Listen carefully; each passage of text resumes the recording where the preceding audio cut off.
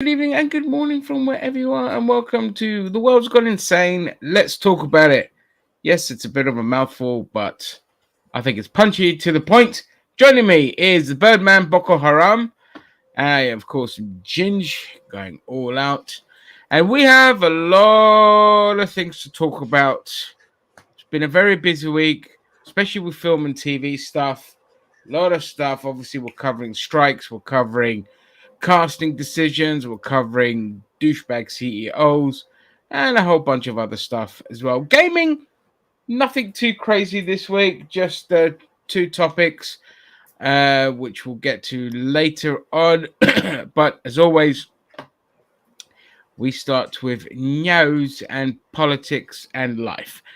And the first one I'm going to start off with is the whole BBC fiasco. Now, if anyone has been following this, and if not, The Sun released an article talking about a BBC presenter has been exposed as asking an underage teen, well, underage in the sense of pictures, not in the sense of age of consent in the UK, but to send them nudes. And they went with all of this kind of stuff, and then there was a big investigation that happened, and the lawyers came out. The lawyers of the supposed victim came out, and they said this is all a load of nonsense. Nobody was underage when they got asked for pics. I'd have to question the motive of the parents. And the more and more this kind of snowballed, the more and more basically of a shithouse of a situation we got. So, more men came forward talking about this BBC presenter. Then it got exposed as being Hugh Edwards, who is the BBC royal correspondent these days.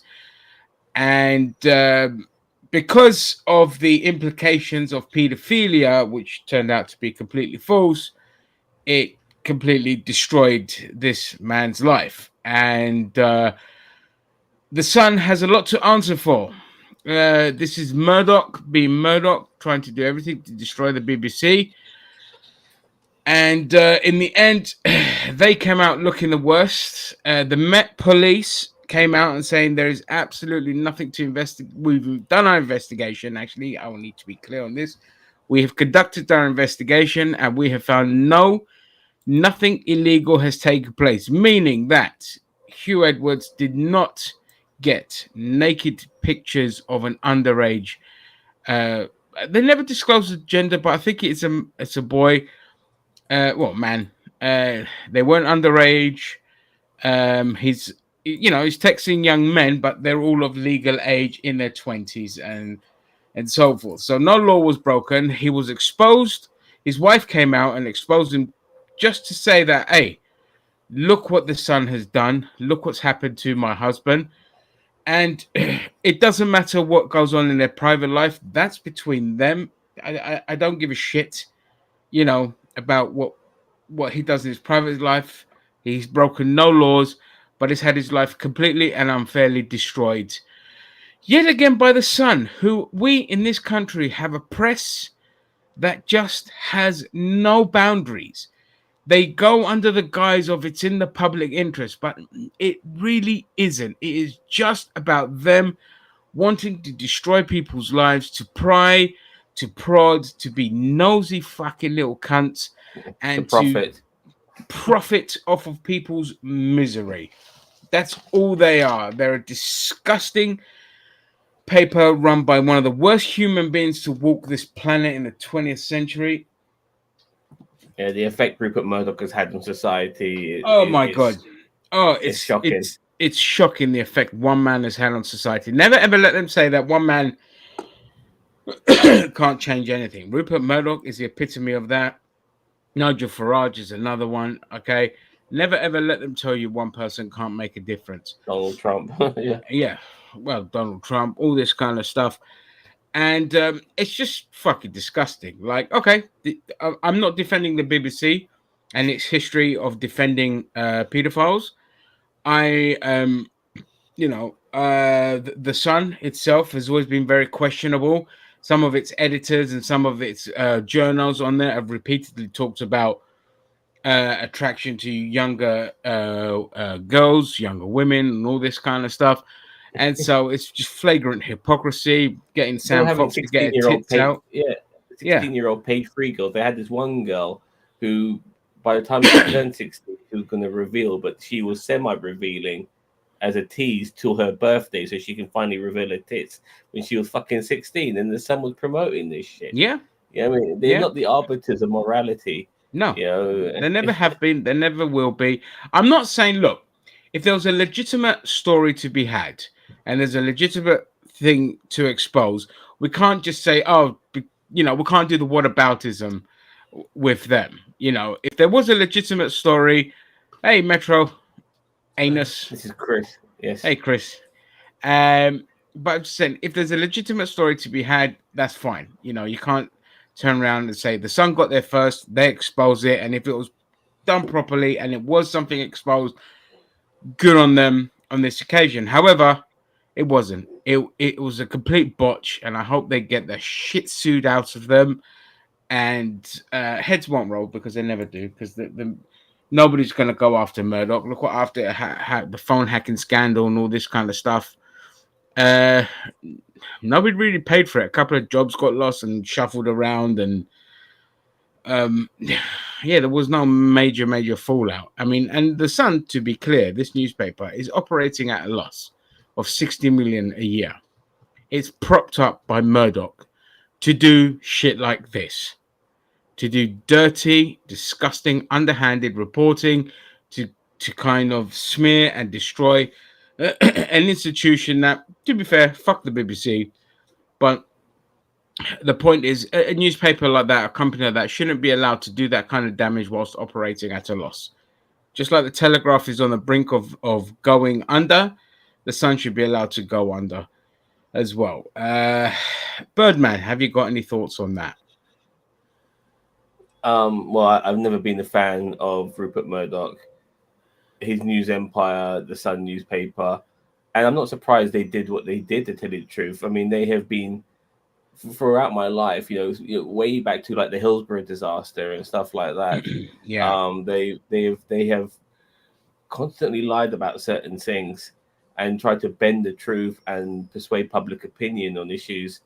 And I'm not surprised they did this. This guy was a gay man who was speaking to young men, not boys, and then they're calling him a paedophile for doing that. I mean, this is straight up Rupert Murdoch's alley by doing so, by just bending the truth. We'll say that he's speaking to 19-year-olds, even though he was speaking to 20, 21-year-olds? 21, 22, 23, around there. Yeah, but and look, you're an as adult long then. I've always said it, as long as they're over 16 in this country, as long as they're over 16, it's not breaking the law in the UK, whether we like it or not. A lot of us feel uncomfortable with it. I'm one of them, but that's the law. And you can't call somebody a nonce for that kind of stuff. I'll come to you in a second, guys. I agree that's the law, but personally, if you're a certain age, I think you should still harbor yourself to not maybe pry on people who are still developing, even if it's legal. I couldn't agree more. I think maybe if you're over like 40 years old, you shouldn't go for anybody under 20 or 21. Personally, yeah. You should have some sense of morality, knowing that you're not trying to. Boundaries. I don't want to use the word. I don't want to use the word groom because it's not technically grooming, but because it is legit. But at the same time, you are influencing somebody in a way who are still developing. But yeah, if he's having affairs, but he wasn't going behind his wife's back. If he's having an affair with somebody who's 21 years old, I don't give a fuck. People have affairs all the time. Yeah, I mean, whether it be straight affairs, homosexual, premarital affairs, whatever it is. This is not news, but I think the Sun and Rupert Murdoch are so desperate for news, they'll make news out of anything, and then people will buy it, because once you bend the truth into a lie, people believe the lie before they'll ever believe the truth. Yeah, and that's now set in stone. You try to convince right wingers to come out of that, fucking that's like getting blood out of a stone, or whatever the saying is. Gaz. Yeah, I was just going to say, there's a couple of things. Like, for example, I know there's some chance of illegality because he partly asked what a 70-year-old for pictures. Now, from what I'm gathering, the UK law around this is that you can not hold... No, I've just explained to you. The Met Police investigated that, and that did not happen. That was a lie. And there's rumblings of a dispute between the parents and the son because the son's a drug addict, and that's why they kind of went to the son before going anywhere else. They kind of tried to cash in on this. Anyway, sorry, carry on. Okay, but there's been another twist to this, which is that Hugh Edwards is now in a hospital with depression issues. Yeah. The thing is that I've seen a couple of people kind of dismiss it as he just pulled the mental health card. Now, as somebody who has gone through mental health issues pretty recently, as in like last week, and I'm still going through it now, what do we need to provide to you in order for you to believe us that that's what we're going through? What do you want us to do? Do you want us to tell you every dark thought that's going through our fucking head? Sorry, I'm sorry. Well, I know. I mean, and that's the thing. And even if he didn't go into a hospice for mental health, depression, and being suicidal, even if he didn't, they still destroyed a man's life for no fucking reason. It's none of our business. Like we said it before. Nobody can ever play the innocence game in terms of affairs and all this kind of shit. And it's not a scandal. It's human nature. If you're going to be a prick, if you're going to cheat, it's human nature. It's not scandalous. And no one's in a position to say. With some people, you can kind of say, "Oh, here we go. They've played this card. They've played that card." Like Harvey Weinstein, when he was going to court during his trial, he was playing the I'm sick and frail, I'm weak card. Yeah. We can fucking see right through it. But in this situation, there is a genuine concern that the man has had a complete and total mental breakdown, as anyone would when you've been exposed for doing something that isn't really against the law. My thing is regarding morality and all of this is when it is hypocrisy, because we've seen it with politicians of various types in our own country, in Chris's country. Our previous president in Donald Trump, right down to Bill Clinton, they've all had marital affairs, and all of that sort of stuff. But what I have an issue with is people then standing on their high horse and talking on morality when they themselves have no morality themselves when it comes to these particular issues. And I also get pissed off with people who then defend these people and then still at the same time, I'm trying to get my words right here, at the same time stand up for or have an issue with certain people who are on a different political spectrum to them because they've had an affair themselves, whilst you are standing by this person who's had an affair. Personally, I think these are non-issues personally, but if you make it an issue politically, then you have to make sure that you're squeaky fucking clean and you've got no fucking skeletons in your closet, or you can't say shit about anything. Yeah, takes 5 minutes to just do a quick search and to expose you as a lying hypocrite. Chris, you got anything to say on this? Do you know anything about our British politics? A little bit. That's what I wanted to ask, actually, because you guys are talking about. It sounds like to me. I just jumped in. You have to pardon me, but it sounds like somebody, the media tabloid, really worked this guy up, and now he's in a mental hospital. Yeah. And the thing I wanted to ask about is because I've heard it over the years. Like, what legal recourse do you have when somebody does that to you? Because I've had the impression just from talking to people that your laws about slander are different than in the U.S. Because here we can make up whatever you want in tabloid newspapers. They call that freedom of the press. But I've even been on a forum and talked to somebody from the UK, and I had an articulate statement I was making about a director or something. And it was somebody from the UK, and they're like, well, you can't say that. That's slander. We put you in jail for that in this country. And can you do that? No. Like this guy. Okay. Jail very rarely. So the laws in this country is basically, if you've got something to say, you better have the evidence to say. You just, in theory, you can't make shit up. However, the way our justice system is set up here is that, and it's pretty much the same anywhere, but it's too bloody expensive to kind of sue. So this is why a lot of the times when somebody's defamed or there's been slander put upon them and all of that. So I'll give you a prime example. A journalist exposed the scam, the alleged scam that is the chiropractic industry. And see, I have to say alleged because I can't flat out call it that. And that industry sued him, and it cost him £300,000 to defend himself against the people that sued him, despite the fact he had all the evidence pointing to the fact that he was correct. Now, he won the case. He did win the case, but it just shows you that it's just so goddamn expensive here. And so a lot of the times the press can happily make up shit about you, completely lie and destroy your life. And they know that you just haven't got the money to sue. And so the reality, so on paper, it's, if you're going to say something, you better have the evidence to back it up. The reality is the justice system is too expensive, and they're all in cahoots, and I'll explain to you why in a minute. And so you just very rarely you're going to win a case. Johnny Depp. Now, Johnny Depp sued, I think it was either the Daily Mail or the Sun, when they printed a bunch of lies and called him a wife beater. And he had all the evidence to prove everything to the contrary. He still lost the case.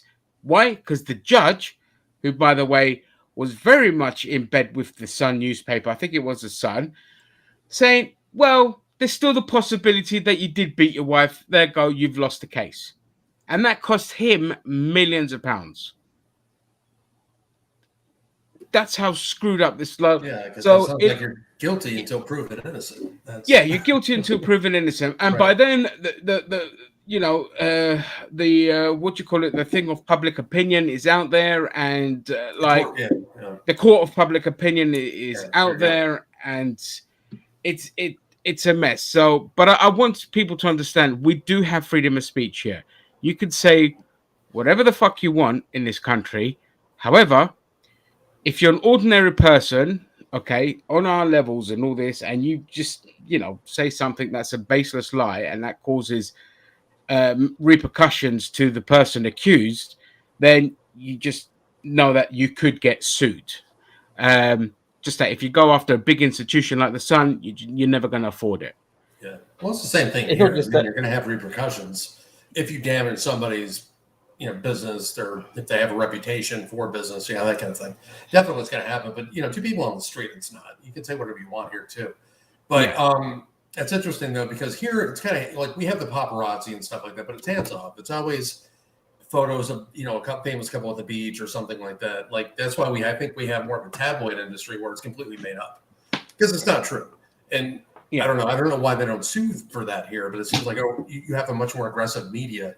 I just know that from like third-hand information, just kind of being a casual observer of British culture, but it just seems like with the Sun and things like that, it's much more aggressive than it is here, because the celebrities are in the news definitely, but it's always, like I said, it's hands off. Here they are, they're at a restaurant. Here's a photo of them, and that's it. Well, I'll give you a prime example. You remember the whole incident with the Gawker? No. Okay. So Gawker was a company set up in America. It was like an online tabloid thing, but they went too far with it. So they, like they always use the argument of it's in the public interest. So what they would do is they would get video footage, private photos, private information, talk to like celebrities and their friends to get all the biggest dirt. And so there was a whole, I don't know if you know about Hulk Hogan and the company that he sued with his videotape and all this kind of stuff. I live with Hulk Hogan right here. Right. So that is Gawker. That was Gawker. That's who he sued. Sebastian Gawker. Yes. Sorry. And so Gawker, what they also did is they outed a man as gay when it was none of their business to do so. Yeah. And this person was a billionaire, and they just exposed him as gay, and it was none of their business to do so. So this man had a personal vendetta against him, and he funded Hulk Hogan's case against Gawker. and Hogan won, and Gawker went under. Now, Gawker, the reason I bring Gawker up is Gawker was run by a British person.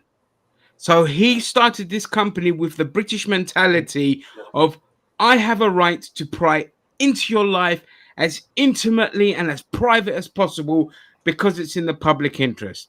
I.e., I get the dirt, I make a lot of money. And Gawker was fucking huge. It was making absolute bank. But that is the mentality of the British press in this country. We had the phone hacking scandal. This was huge. This was the press hacking into a dead girl's telephone to get her messages. Okay, this was like prying into. This. You remember this? Okay, this was a huge scandal, and nothing happened. Nothing happened. Pierce Brosnan, not Pierce Brosnan. Pierce Morgan. Pierce Morgan, thank you. Yeah, they sacked 007. He got fucked. You know, he took it. He went to MI6 with it. No, but Piers Morgan got fired, but again, he failed upwards. You know what I mean? Look at him now. Okay, he's in Talk TV now, so he's kind of on the downward trend. But nothing major happened. Nobody. I think one person went to jail for a little bit, and that was about it. Yeah, the press in this country is disgusting. They have way too much power, and it's because, you know, Murdoch and all the press is just owned by billionaires and Murdoch, and they're all in bed with our politicians, and Murdoch always gets to choose the winner of the next general election, and it's just disgusting. Hey Gemini, and hello random Facebook user. Gawker was an invasive rag. Yes, it was. It was very invasive, but it was owned by a British person. So again, that's the mentality. So talking about everything. I don't want to help myself, but back in 2020, when we were having all the riots and all that kind of stuff going on, it's like definitely I could be behind what they were saying, but they were at the point where, you know, they were filming people, like the whole Black Lives Matter and stuff like that. They're actually filming people, like, get on your knees and say you support us, or you're going to lose your job. You know, we're going to find out where you live, that kind of thing. And but that's too much power. It's not like I don't support you, but you can't mess with people. Yeah, you're always going to get some people that overstep the mark. You also have to look into psyops as well, and how certain things operate and all this kind of shit. And like with January 6th, I always say January 6th was a good thing by the wrong people, because America does need a revolution, but unfortunately the ones that did January 6th were the fascists, not the other side. But yeah, I mean, yeah, you know, but there's always going to be, and Black Lives Matter. So with Black Lives Matter, for example, because of the haste in which it gathered movement and the people they put in charge, I don't know if you know the scandal with Black Lives Matter. Mm-hmm. And the people that ran it, and they embezzled their money, and anarchy, and which is something you guys are familiar with. So. Yeah, no, you know, it's just everything has its tipping point. Everything gets, absolute, power corrupts absolute, and that's what happened with so many of these institutions. Talking everything. Oh, Zach. Hi, Christine. Welcome to the thing. We are currently talking about the whole BBC scandal and the press overstepping its boundaries.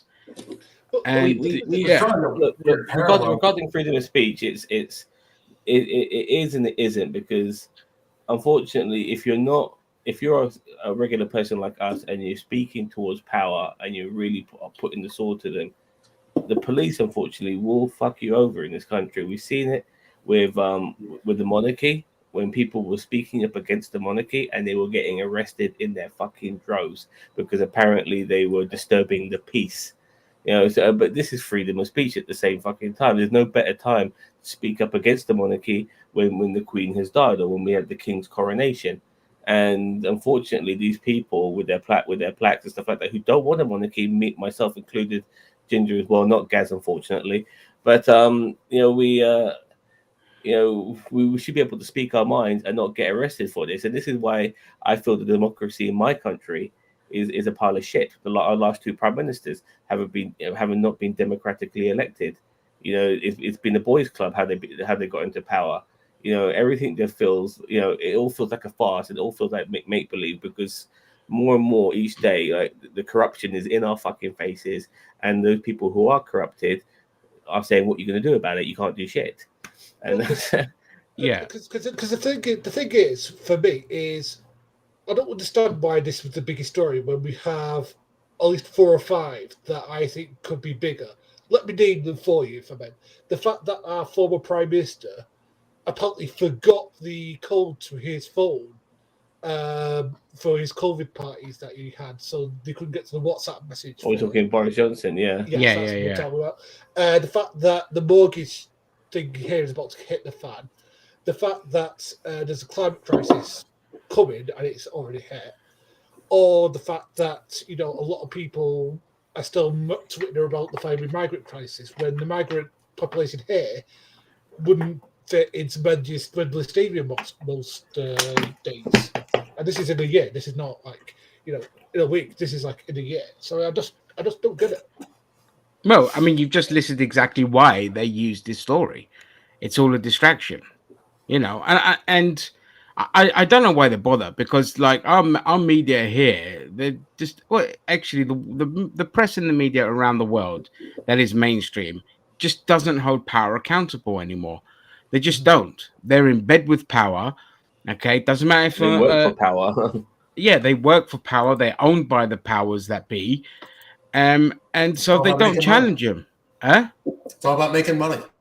It's just about money, and protecting the money. And so you're not going to hire somebody, a journalist, that's going to go in there and challenge people. You're just going to have somebody that just smile and nods the both sides argument, which is a lot of shit, because all that does is just aid the fucking bourgeoisie. It doesn't aid the ordinary worker, which is, how it should always be. Like, and yeah, we don't have they're just so fucking weak here. And this is not like, I don't want people to think this is, an anti-Semitic conspiracy or anything, but what we have here in this country is, so we have the Board of Deputies, and they're a very powerful lobbying group. They're, the far right lobbying group that protects Israel and the kind of crap that they're doing there. And they have too much power and influence in this country, and that doesn't matter that it's Israel. I'm just giving you an example here.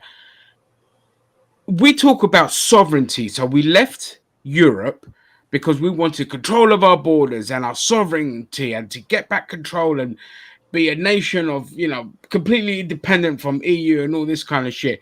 Meanwhile, we're being dictated to by the Board of Deputies, by the Americans, and up until the war started, this country was practically owned by Russian oligarchs. Yeah.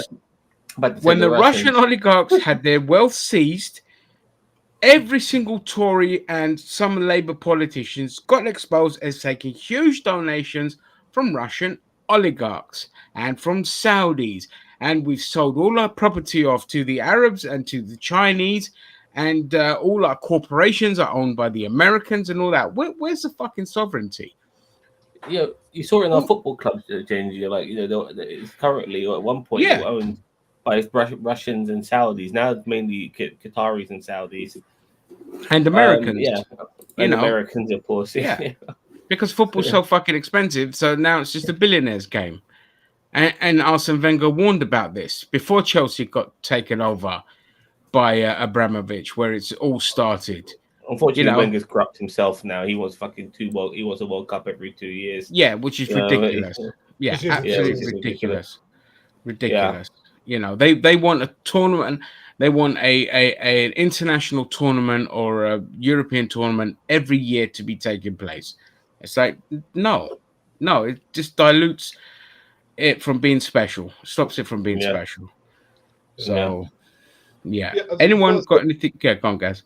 I was going to say, I think the only thing the Sun's ever apologised for was it's reported on the Hillsborough disaster, and that's only because of public pressure. Yeah, but that was too little, too late. But that was kind of, I think that was like their first biggest scandal, biggest. They'd had scandals before that.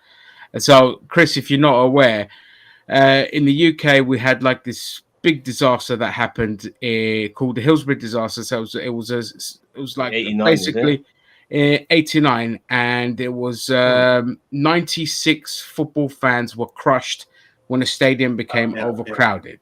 Okay, and the Sun newspaper, instead of like being at shock at what's happened and say, hey, we need to hold people accountable and all that, it started making accusations that other supporters in the stadium were robbing people, were attacking police and ambulance trying to help those that have been crushed or what needed like help and all this. So they tried to say that they were pickpocketing and all this, when the reality was they were going through their pockets to get ID, to make contacts with families and all this kind of stuff. And so it was a huge scandal. So they tried to put all of the blame onto the fans for what happened rather than police. And the guy that was running the cameras and all this kind of stuff, there was just a complete lack of professionalism and concentration. And rather than blame those in power, which was the police, they blamed the fans. And we found out that Margaret Thatcher was very much in cahoots with the police chief, and all this kind of stuff. And she hated everything. She was What do I remember about it? And I hate to say I'm old enough to recall hearing about it, but it was like a normal soccer riot. Hooligans. No, it wasn't a riot. It wasn't a riot. It was just no. It was just it was a perception that. The perception was that, but it was just a stadium that basically too many fans that ones that didn't have ticket, rushed in to get into the stadium. There was just total lapse of security. They weren't funneling exactly people like out. Woodstock 2000 here. Yes, exactly like Woodstock 2000. Yeah, that kind of thing. And you remember the Simpsons episode where they were making fun of soccer riots? Because that happened right after that. What's that? On The Simpsons, they were making fun of soccer riots like right after that happened, because that was a perception of the U.S. It was just a normal riot. But by that point, it was completely different. And by that point, that kind of era of hooliganism was coming to an end in the UK after what happened in was it Turin in '86? I think it was, where Liverpool fans, funnily enough,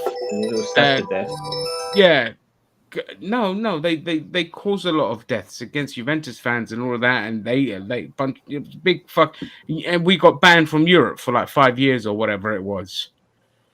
I mean, right up till like Euro '96, where a Russian kid was killed because England fans thought he was German. By that point, the game had gotten a lot safer for fans. Like after '85. This country cracked down hard on hooliganism, really, really hard. And so by the time Hillsborough happened, it wasn't as bad with hooliganism, but the press tried to play it off as that. It was a riot and it went out of control. I want to bring up something else the Sun did. Like there was this, just after 9/11, or maybe it was after 7/7, a Brazilian guy was killed by undercover British police in a tube station. I'm not sure if you remember that story. Yeah, of course. And the thing is that here's this guy from Brazil, so he's not a British citizen, so he's more aware of guns than we are. And there are plainclothes police officers. He doesn't know they're even police, but there's people carrying guns who are plainclothes coming after him. Of course, he's going to fucking run, and they killed him indiscriminately because they thought he was a fucking Muslim. Yeah, he's a Brazilian. He's probably Catholic. Yeah, and on top of that, the news article by the Sun was, "Why run?" regarding this guy. He's running because this guy looking like me with t-shirts like this. Yeah, they tried to blame him for getting shot. Carrying guns coming after him. Of course he's gonna fucking run. He doesn't know that they're fucking police officers. You know what I mean? He's from fucking Brazil. There's people who probably carry guns coming after people all the fucking time. And they blame him for running away from plainclothes police officers, and they actually killed him as well. And they got for a start. I mean, even if he was Muslim, it doesn't mean that it warrants his death.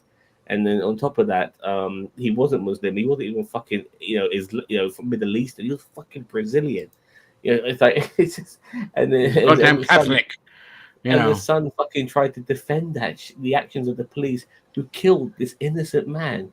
You know what I mean? Yeah. We're hearing nothing in the States about fucking people getting shot indiscriminately. This happened in their own fucking country. You know what I mean? So, yeah, and the Sun defended that shit.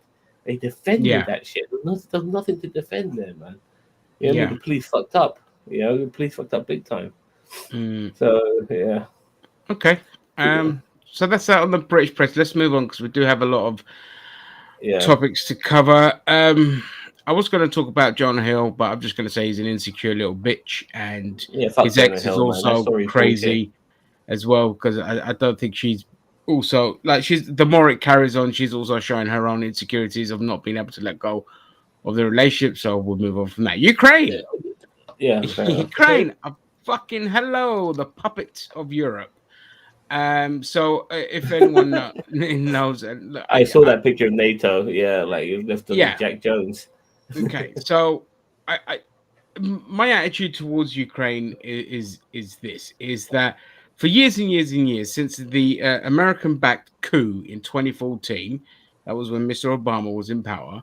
All right, the country is just basically, they fucking armed Nazis, and they were the ones that orchestrated the coup, the government coup, okay, to oust the previous leader who was more of a Russian sympathizer, and they put in like a pro-Europe, pro-US puppets and all this kind of shit. And, the media has always gone after Ukraine because of this, saying, look, we know this was an American-backed coup, countries overrun with fucking Nazis, all this kind of shit. As soon as Russia invaded, all of that, you're not allowed to talk about anymore. So you have to be quiet and all that. So I get really pissed off with this. Obviously, Russia is disgusting for what it did, but they've been prodded and provoked for years and years and years since basically NATO's creation, which was to have allied forces on the border with Russia. And after all this, the main reason that Russia ended up attacking was because Ukraine was about to join the EU and sign up to NATO. And then the Russians invaded, and now Zelensky's out there crying because it's like, well, how come we can't join NATO? And they're like, well, you can't join NATO because you're at war. Later, when you're at war, when the war is over, when we decide that it's over because we are blocking all kinds of peace talks, we might possibly think of contemplating letting you into NATO. Meaning that we don't care. We're just there to strip all your assets and destroy Russia. And so this is one of those things of, we fucking told you so. We told you so to not play into the hands of the Americans and to not sign any documents to say we're going to join NATO, and to instead just been like, we might join NATO, we might not. Let's see how it goes. Like, play that game. But here you go. This is reap what you sow. And I feel sorry for the Ukrainian people, but I don't give a shit about Zelensky. Has anyone got thoughts on that they'd like to talk about? I'll be honest with you. I'm not too knowledgeable on the additional facts regarding NATO. I know I just thought that NATO itself as an organization is a fucking joke. They're there to basically support each other, but at the same time they don't. And other countries are being affected by the Ukraine war, and you would think NATO will come together on that in some capacity to maybe halt what Russia's doing, but they're not. They're kind of supporting Ukraine, but they're not really having a go at Russia other than trying to stop them financially and economically. But it's, I don't know. It's some of this stuff is becoming very tiresome and beyond my understanding now. With all the red tape and all the legalese and stuff. So I haven't got much to add. All right, Chris. I got to throw in with Zam a little bit and say I don't know much about it, but what gets me is, like you were saying, it's if they're not a part of NATO, they were going to join, but it's this whole situation. Everybody's providing material support anyway, and doesn't that involve NATO by default? I'm really surprised we haven't seen more from Russia in terms of maybe lawsuits, legal action, appeals, that kind of thing, because there's so much support coming in from NATO countries, though. And it's kind of like the opposite of what was going on with us in Vietnam.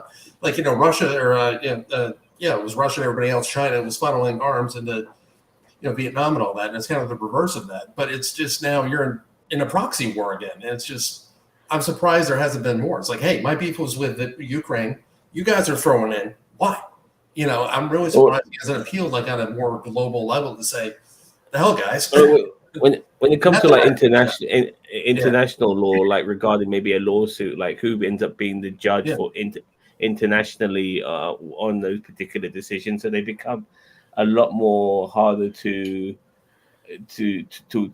maintain or to obtain even. Because who is international law in that sense? Who's the judge? Who's the juries? All of that shit. You know what I mean? Like, it's very complicated when it comes to the entire globe, with all countries having different regulations. I don't disagree, but I'm just surprised. They're never ever going to win a lawsuit against America when it comes to that, because they're just like, we don't fucking care. Like America's goal in this situation is just to bankrupt Russia. The problem is it's not working, because Russia is now managed to create itself a war economy, and they're still trading with other people. A lot of countries. China. Yeah, with China, with Iran, with African countries and all this kind of shit. They're just like, whatever, man. And these African countries are like, fuck you. Who are you, the US, to be the arbiter of morality when you're funding militias within our own country to destabilize us just because we want to sign deals with China to get our countries fucking built that you and the UK and France have absolutely destroyed beyond repair. And so there's this whole thing. So Pakistan is a prime example. So Pakistan said, President Khan was just like, no, I'm still going to be dealing with the Russians. And within a few weeks of him saying that, the Americans funded a coup within that country and got him ousted from office, and now he's a wanted man.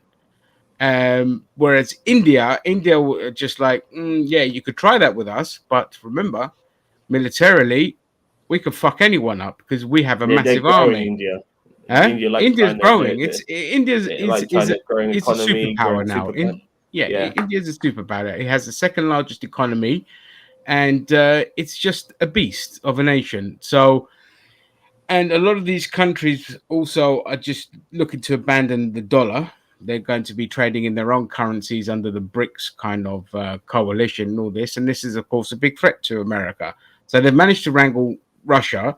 They're trying it with China now, because again, who are they using with China? Taiwan. They're using Taiwan as a puppet state to kind of provoke the Chinese. But the media are saying, oh, China's going to invade Taiwan. No, it's not.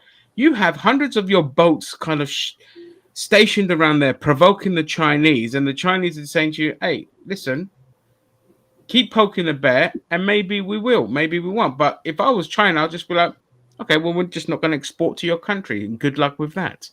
I think regarding China, though, in a way, I think that they want to try and have this be this more economical powerhouse than actually go into war with other powerful nations, because it doesn't want to do military. It doesn't care about doing military. You know, and as long as regarding Taiwan, as much as they would love to take it back, I don't think they would go there, because it will open up a can of worms they probably don't want to deal with when it comes to the Americans. So if America does anything about it, to be true, but you just don't know. It depends who's in charge. I mean, if Trump gets impacted, you go, yeah, go ahead, take it. You know what I mean? So, he loves Ping, so you never know. You just don't know what's going to happen. So. Yeah. So that's kind of the Ukraine situation. I'm going to move on from that, and we're going to go into film and TV. Unless everyone else has got anything, politics, news, or life they want to talk about. No, but love quits. I also want to say how you doing as well. How you doing? Okay, so film and TV. So we're going to go straight into Deadpool, because there's two things to talk about with Deadpool. So. Greetings, Mr. Vance. So one of the things that obviously came about with Deadpool was obviously Wolverine and his yellow costume, which fucking hate it. But everyone's get rid of those sleeves. Get with the arms, man. Get rid of those sleeves. Yeah, I mean, I don't like the yellow costumes. They're just It's some things are fine in comic books, but they don't transfer well. But everyone's losing their shit on it. I think it looks all right, dude. I think you got. Movie said where he's like, "What are we supposed to wear? Yellow spandex?" Yeah, exactly. So they've gone to the yellow spandex. You know they're going to put that joke in the fucking film. They're going to do a callback to that, Yeah, I personally don't like it, but hey, you know, fans got what they want. That's fine. But aside from that, the fucking news just came out that they've shut down production because they've all gone on strike. The actors have gone on strike, and so Deadpool 3's shut down production, which is part of the whole global kind of the wider, Hollywood scale of the writers' strike, and now the actors have joined in, and you know, I hope they get a good deal or for whatever they're striking with. I know I've been saying for years, writers just get absolutely fisted in Hollywood. They're just second-class citizens. They're just, you know, a complete afterthought, and that's why you'll notice it, at least in the last like decade or plus, like the caliber of writing has just plummeted because studio executives don't give a shit. They don't have that medium level writer that could come in and fix the new guy's stuff or help the high end kind of production stuff. It's just, here's the cheap cunt, write something, we'll figure it out as we go along. And that's why you just have absolute dog shit levels of writing. Like they did with Star Wars. Prequels, that is. Like just look at Star Wars. I mean, just look at Star Wars. You know, go along. Well, George Lucas wrote the prequels, and they got awful, and he can't fucking write for shit. But you know, the sequels are far worse.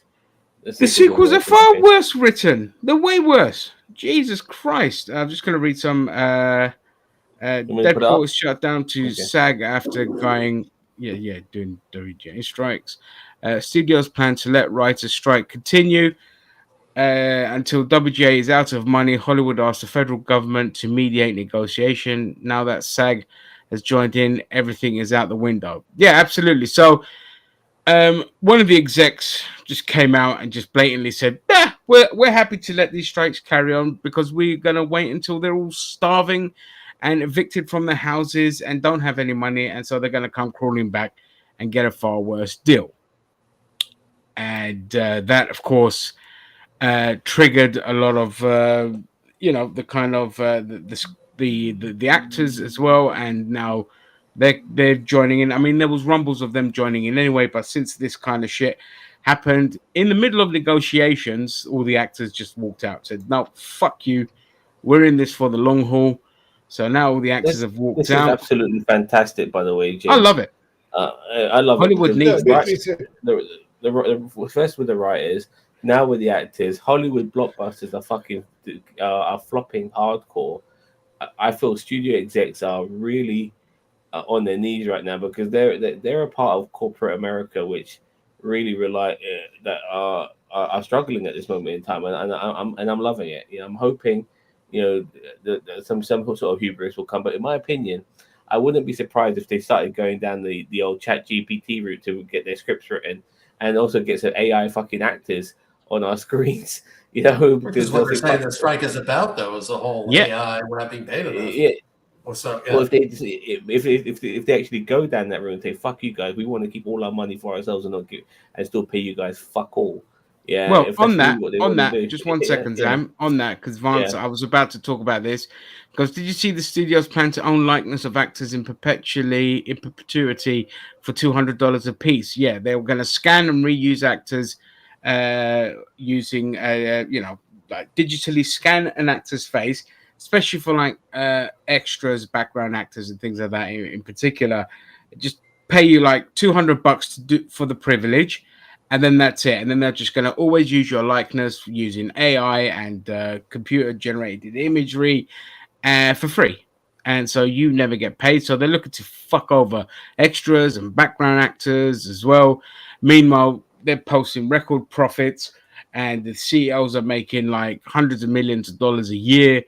And it's just like ridiculous. I think they said that between Zaslav and Bob Iger, they had a combined wage of $454 million.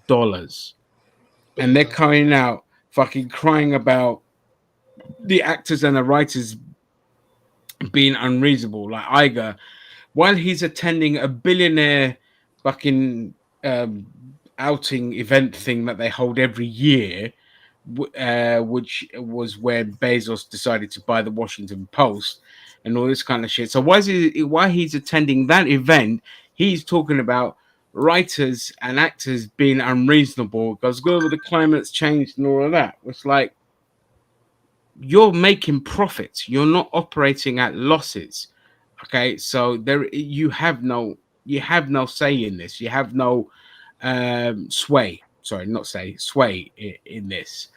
And I hope they stick it out. Just keep going. Do a whole year, and just cripple these fucking studios because they have too much power. The wrong people are in charge. Again, people know my absolute disdain for executive producers and studio heads because they're just a bunch of glorified accountants and capitalists that don't give a shit about the arts and just want basic, easy shit that's going to make infinite returns. But that's not even working anymore because a lot of films now are just not making as much money as they once did. Chris? Yeah, I'll jump in. Do you think that it was a transition from, let us say, the old studio model, and then the competition came in with all these different media sources, like you've got streaming, you've got all these different online services and different things. Where do you think the transition happened? Because years ago, and even now, like I'll go back on the TV, I'll watch the old, because years ago, at least in America, we used to get 24 episodes a season. Most of them were decent. You can go back and watch shows like Night Court is one of them.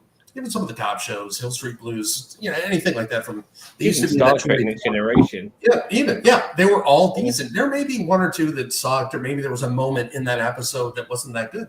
But it was a definite, you could count on a baseline of quality. And somewhere within the last 10 years, and I'm not trying to blame you guys, but everybody said, hey, look at England. They do these 10 episodes and they're all fucking amazing. You look at shows like Sherlock, other stuff that came out, back then, and they're like, all these, we're going to do that too. And now it's like, we get 3 or 4 shows, in fall, we get 2 in spring, and they all suck. And I can't speak to why that change happened, but it's just the quality has gotten, so we've gotten less when we were promised more, but the quality has gotten lower. They were saying more for less, but now it's like, no, you just get nothing. So I think. Yeah, go on. No, guys, go on, because I think we're about to say the same thing. I disagree with that, because I think that there has been some incredible series, like, for example, like Stranger Things, like... and there's been a few I can disagree with you. Like, Game of Thrones, I think there's a lot of American, like, money in that. Breaking Bad before that. There's a lot that. You're going back a few years, though, Gary. Breaking Bad, was that only ever... No, that's not really. We're not going back that many years because again, I would say we have The Boys. 3 years or 4 years. Kind of reason. We had House of Dragon and all of that. However, that being said, those were the first cable shows, though, because cable came on board. And that was one of the streaming. It's not streaming service, but cable came on, and we said, "Hey, we're doing our own shows now."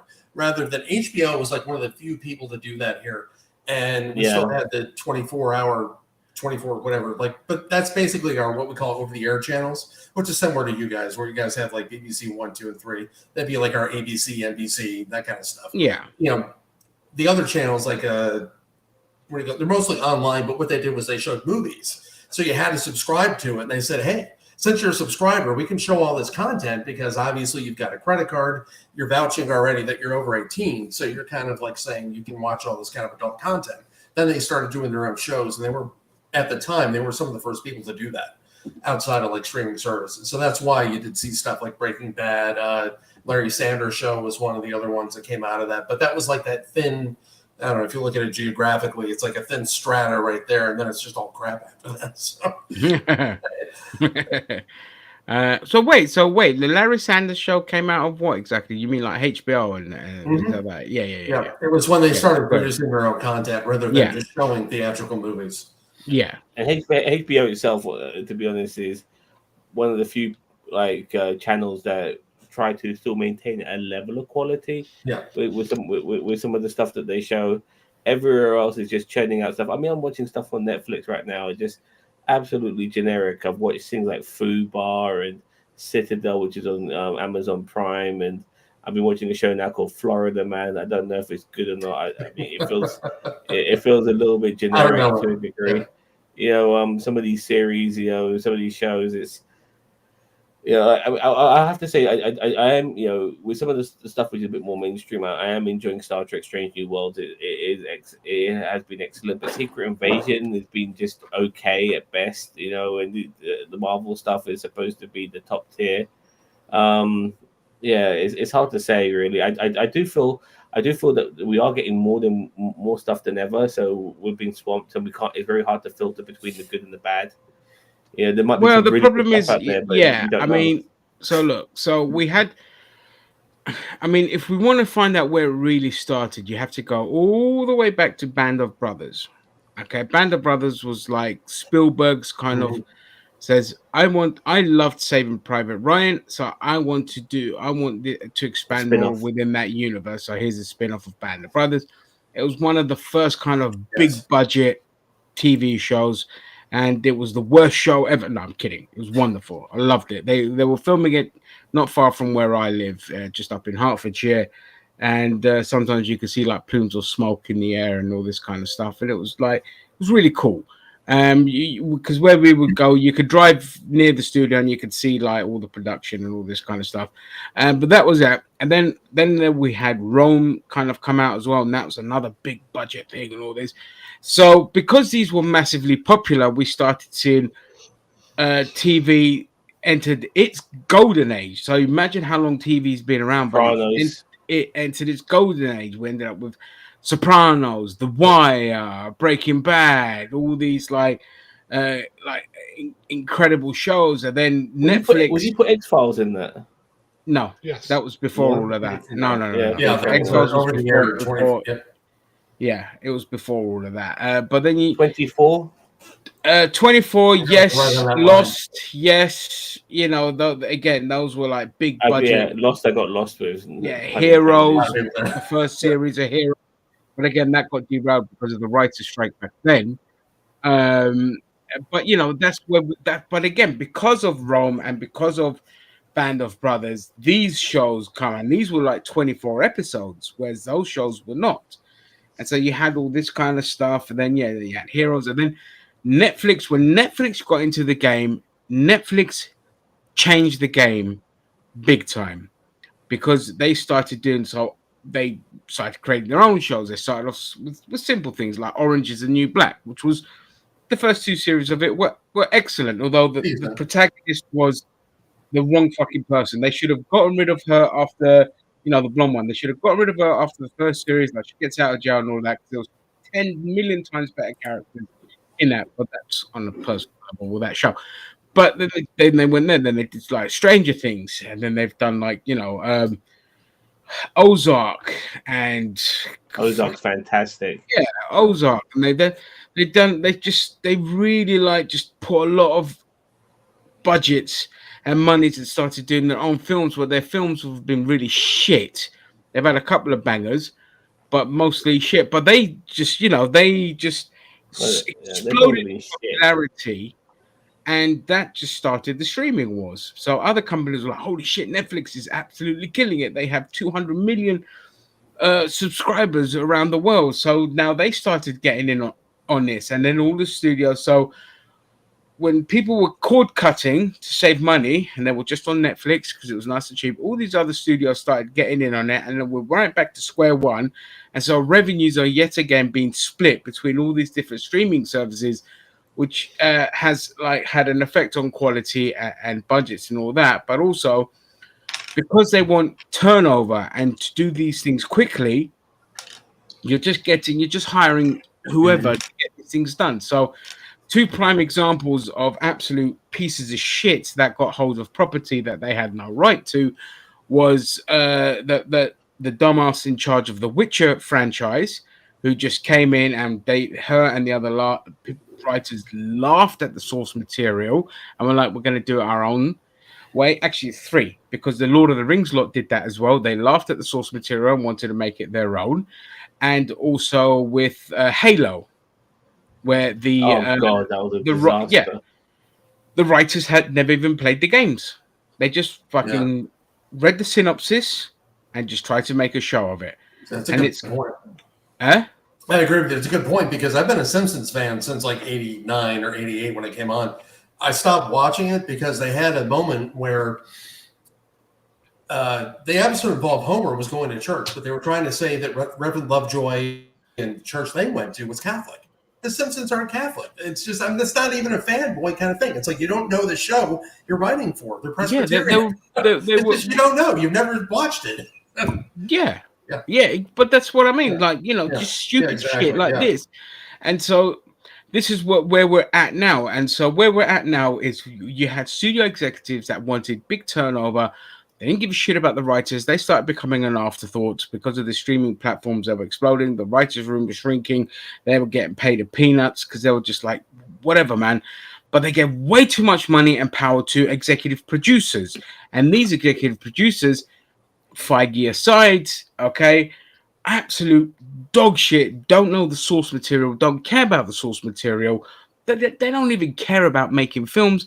They just want to make sure that everything moves as smoothly as possible to get to the end game of bolstering numbers and profits. What was and it all Mark Hamill said? Mark Hamill said, and he got in trouble for this. It doesn't matter if it's rubbish as long as it makes money. Yeah.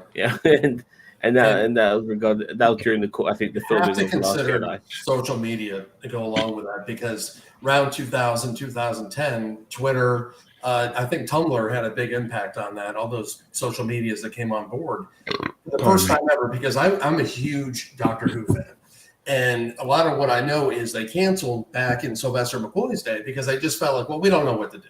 We don't know what people want. And the Doctor Who that we got now is the Doctor Who they would have had back then had they had Twitter, Tumblr, everything else. Because I feel like a lot of these shows are written with one eye on the social media. What do they think about that? What do they want to see? And a lot of that's just a sort of feedback loop that we're just seeing these. It's not a story being told for its own sake. It's now we're throwing stuff out because you're going to watch it. I'll come to kind of back when, there's a gothic girl in this movie. It's this movie's for me because I'm kind of gothic. I get it, and it's just that mentality that it just creates that little feedback loop. I'll get to that in a second, Chris. Gaz, I know you wanted to say something. Right. Sure. No, sorry, Chris is carrying on. Go, carry on, Chris. No, Gaz, go ahead, man. Okay, sorry, Chris. I thought you was done. Sorry. I was just going to say, because you're absolutely right. Because the thinking about demographics and all this sort of shit, it's like, no, what you need to do is do a good story, and demographics come. And the thing is if you can surprise the audience and intrigue them, that is what brings a new audience to you. Because, for example, a lot of shows that, for example, Game of Thrones or stuff like that, or whatever, had word of mouth about them. At first, their numbers were okay, but they weren't really, mega buster. It was only after the show had kind of grown and more people were saying, "Oh, did you see this last night? What was it about?" And then you kind of describe it. And it was kind of like it happened online as well, where people sort of talked about it, and it kind of grew from that. The thing is that I do think that Chris is right that people are now just chasing, looking at Reddit and looking at Twinder, said how many clicks have we got? Twinder. Hey, you just created a new app there, a dating app where your opinions get you turned on. All right. I will say regular word of mouth is definitely more beneficial now than anything. People are hearing. I heard Indiana Jones 5 was crap way before I was watching the reviews, and to a degree, those people who said it was crap, had a point. Word of mouth matters. Regarding Game of Thrones, boss man, I think what made the first series so popular is that they done something no other show's ever done. They killed off the main character in the first season. Oh, spoilers, dude! And that in itself was a fucking unique thing at the time. To do something like that, and obviously it had people on board after that, and the budgets got bigger and bigger, and everyone wanted to get involved in Game of Thrones, and they still had you would have thought the retribution angle, with Robb Stark getting revenge on his father being killed in the first season. That's what's going to go down, but no, he gets killed in the third season. More spoilers. So even those narratives you think that were gonna happen didn't happen. It was going against the grain, and people fucking loved that. Mm-hmm. You know what I mean? And people really loved that until it went with the grain near the end. You know, so again, I love the fact that you guys mentioned Game of Thrones. Now, I watched the first season, and after that, I just at the time I was too busy to kind of spend time watching any TV, to be honest. But the cultural impact that show had, that was kind of the first show to really, along with I think Breaking Bad as well, but they were the kind of first two shows where social media exploded in terms of clicks and content and memes and all this kind of stuff, and just the culture that they created, and all positive up until, you know, the last season of Game of Thrones that split a lot of people. But that's not the point. The point is it's about the cultural impact that that show had and how people were talking about it, and that definitely would have played a role. And Stranger Things as well, because it kind of, what Stranger Things did is it captured the 80s so perfectly that there was a lot of nostalgia whores like me that kind of latched onto it and were talking a lot about it, and we just felt this wonderful warmth, nostalgia about it. But Game of Thrones had people talking about it. That prime example, where I used to work was in the care industry, and in there we had people of all races, ages, and genders just working, you know, under one umbrella, as we used to call it. But every motherfucking one of them, even the managers, were talking about Game of Thrones, to the point where half the meetings, especially around the Red Wedding kind of thing, half the staff meetings that are supposed to be about, you know, bettering the lives of students with special needs, were getting abandoned with that, and they were talking about fucking Game of Thrones. You know, that's the kind of cultural impact we're talking. From the ages of 70 down to like 20-year-olds were talking about it. And that was like, the studios were like, okay, if our show can create this kind of buzz, then we are going to have a success on our hands. The problem is these studios then started looking at algorithms rather than what people were actually talking about. And I say algorithms and trends. Now, a trend is not as the same as kind of, you know, the bigger kind of cultural impact and discussion that's being had. A trend is something that's going to happen, a snap reason, a snap thing, and then it's going to go away. And the previous boss that took over from Bob Iger, he was a massive, like, he was obsessed with this kind of stuff, trends and algorithms and all of that. And so most of phase 4 or phase 5, or the TV shows at least, were based on things that were trending. This is why you saw the kind of what I call the swapping of target demographics within the MCU. So for some stupid reason, they thought that the property that they bought that was targeted for a male audience was best to now target a female audience. And that's just gone about as well as anything. And I'm comfortable saying that, because you don't take Hallmark fucking shows and then start trying to bring in the male audience on that. It just doesn't work. All right. And She-Hulk was the absolute apex of everything that could go wrong with following social media and pandering to Twitter will go wrong. And She-Hulk is the top of that, because the writer wrote that film targeting Twitter. And look how fucking awful that was. It just fell apart. It had some nice cast in it, but the show was absolute fucking. It survived on its cameos. It survived on its cameos. Okay, yeah, it just sure. Yeah. And that right there, that was the epitome of everything that's wrong with the studios right now. It's exactly to your point, Chris. They are pandering to the wrong demographics, the wrong crowds. Not with everything. Like, I don't want to be horrible to say that they should only be pandering to us white males and all that kind of shit. What I mean is, certain things are meant for certain, like Love Island, for example, which is a huge show here in the UK. You know, you're not going to disproportionately vocal minority is what it is. Yes, and it's backfired completely. Yeah, I mean, at the same time, like certain people shouldn't be upset if a show about an African superhero like Black Panther is being created, and then thinking that that's pandering itself because it isn't. You know, this person does it's exist. not. Black Is it a comic Panther book? Yeah. is a big character in the comic books. He's part of the Illuminati. You know, he's a big fucking deal. So bringing him to this big screen, you know. Sorry. Well, I also want to add on. that there are shows with multicultural cast members, and you know what, stuff like that's been going on a lot longer than people think it is. But recently, people are focusing on these things a lot more nowadays because you know everything's a fucking agenda for certain dickheads out there. But nevertheless, there are shows out there with multicultural cast, men and women, maybe the odd gay and trans person as well.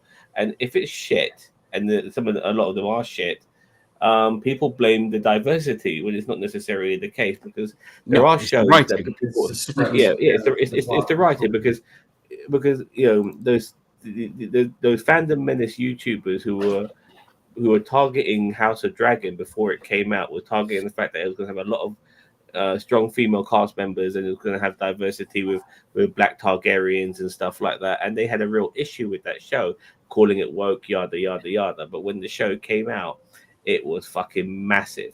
You know, the first season, every episode, superb. I loved it. I can't wait for season 2. It's going to be excellent. But you know, all these things they had a problem with the trailers. They couldn't have a problem with the show because everyone fucking loved it. They didn't give a damn that there were strong female characters. They didn't give a damn that there were fucking black people. None of these things fucking matter because the writing was superb. I want to bring some of the yeah. Don't worry, I've already I've hit a lot of these comics here. I would just this one here. Speaking of studio pandering, Schumacher cut of Batman Forever coming with 37 minutes of content. Really? What? Fucking hell, extra content. I heard there's an Ayer cut, by the way, of the Suicide Squad. There is. Yeah, there's a David Ayer cut of Suicide Squad, which is a lot better apparently. But I don't give a shit. Like if I never see that again, you know. Yeah. Okay.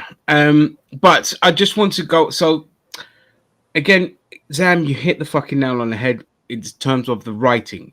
And this has been one of the big issues. Again, it falls down to how writers are treated and how properties are done. Because you get studios, prime example, Pride Month, when all these kind of corporations kind of jump on the Pride wagon, then July the 1st is like, okay, that's it, on to the next fucking shit.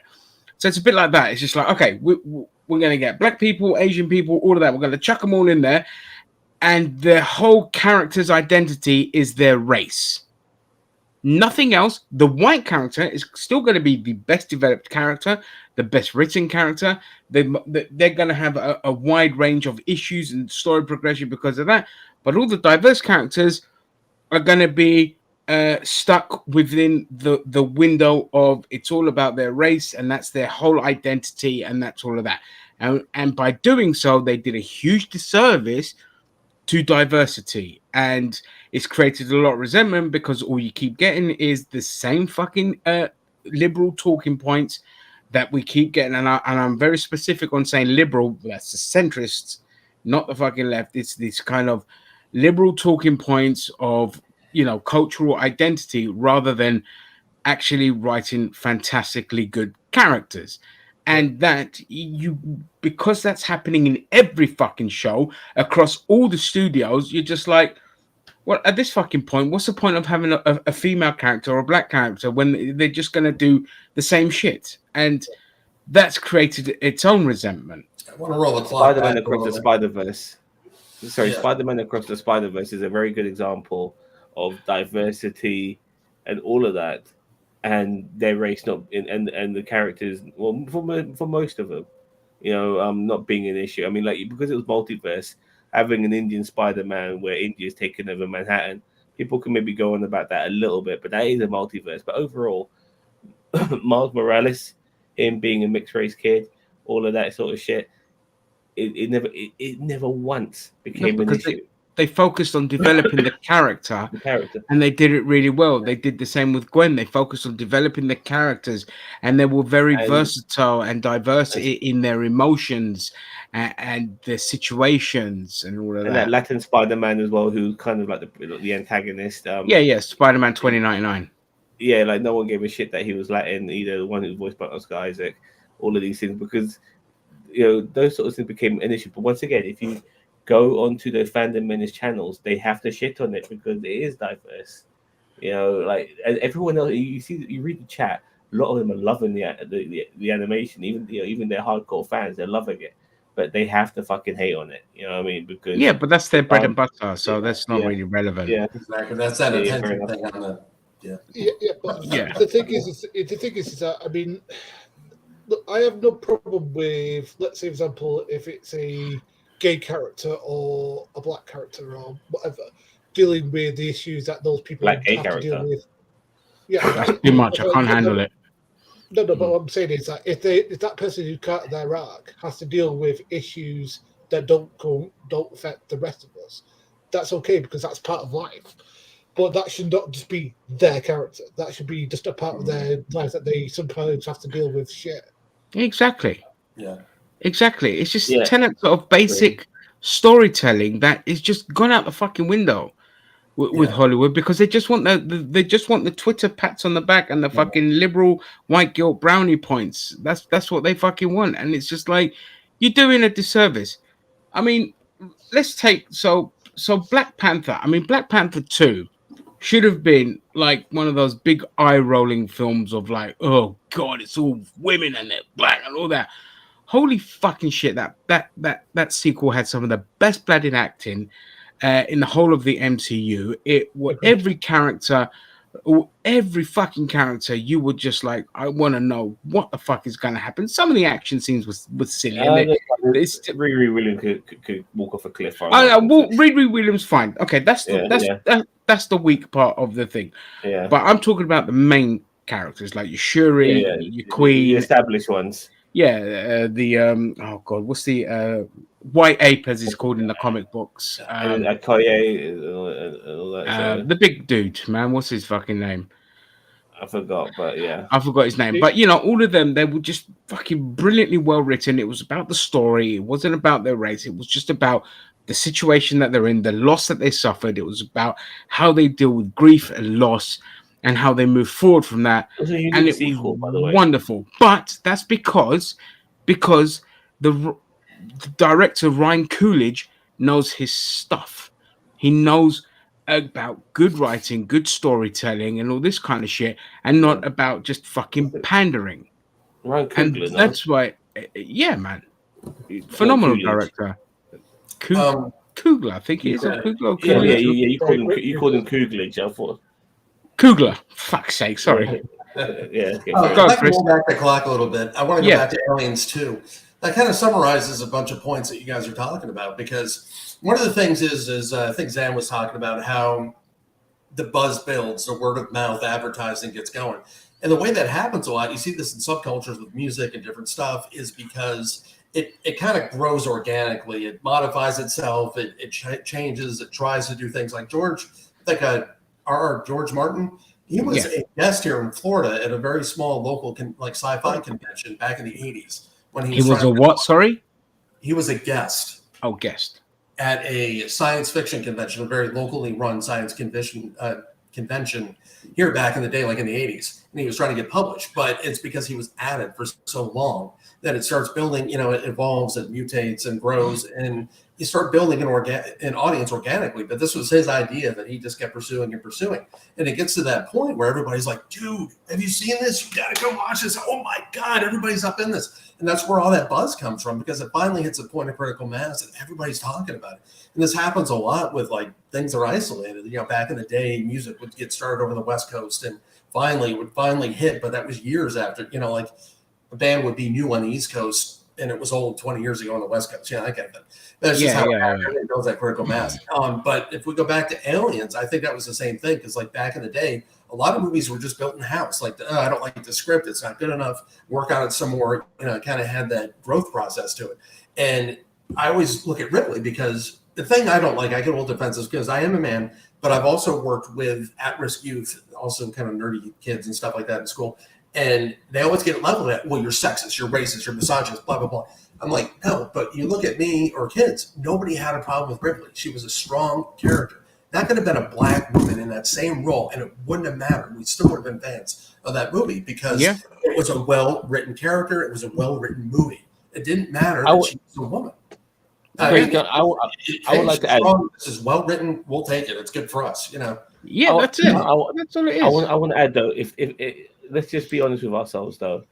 If Aliens came out today, that same film, the same way it is right now, would people still appreciate it like we did in '86?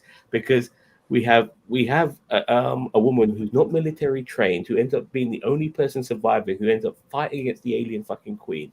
We have the strongest army person there being Vasquez, a fucking female Terminator to a degree, muscles upon muscles, more masculine than any of the fucking men out there, who are all fucking Marines as well. And, you know, all the men fucking die, you know, or they get crippled and shit. The last two people that get unhurt are a girl and a fucking woman. You know, I really think if that film came out today, it will get shitted on beyond belief, no matter how fucking good it is, because that's the sort of fucking culture we have today regarding those things. You know what I mean? That's just my opinion. Even though I love Aliens, I'd say you're right. There would be a large contingent now just be, oh, fucking Mary Sue and all this kind of shit. It's like, well, you forgot her journey from and her experiences that she's had from the first film. Yeah. You know, she didn't just kind of arrive on the scene. And in the second one, she's trying to fucking warn people, hey, this, and this, because this is this.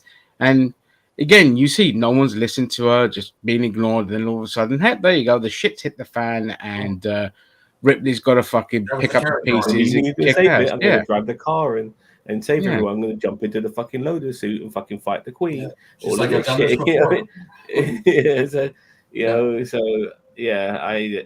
Ahead of its time. A trans character, Lambert. Yeah, it was, but it's done again. It's done in such a way where it's not the main focal point of the character. Not that, again, if you're making a show about, you know, trans people and trans lives and all that, then obviously that's going to be the main focal point. But if it's an afterthought because of the situation that they're in, rather than, oh, we're in this situation, but I'm still going to talk about my, you know, just me being trans, even though there's aliens fucking ripping us apart. Yes, there's social media. Yeah. You can thank Joss Whedon too for that, because that's what he did with Buffy, was with that whole series that, okay, we've got the demons and the whatever, but that's kind of in the background. We sit in our little clubhouse and we have our high school coffee house drama, and we all blah, blah, blah. Oh, let me look up a spell. Oh, there it is. Let me go down to the basement, mix up a potion. Yeah, that demon's gone. Anyway, what were you saying about who slept with who now? You know, that's that formula. People are into the drama, and they realize from that time period, drama sells. We don't have to write shit. No, but that's it. You're spot on. Yeah, Gaz.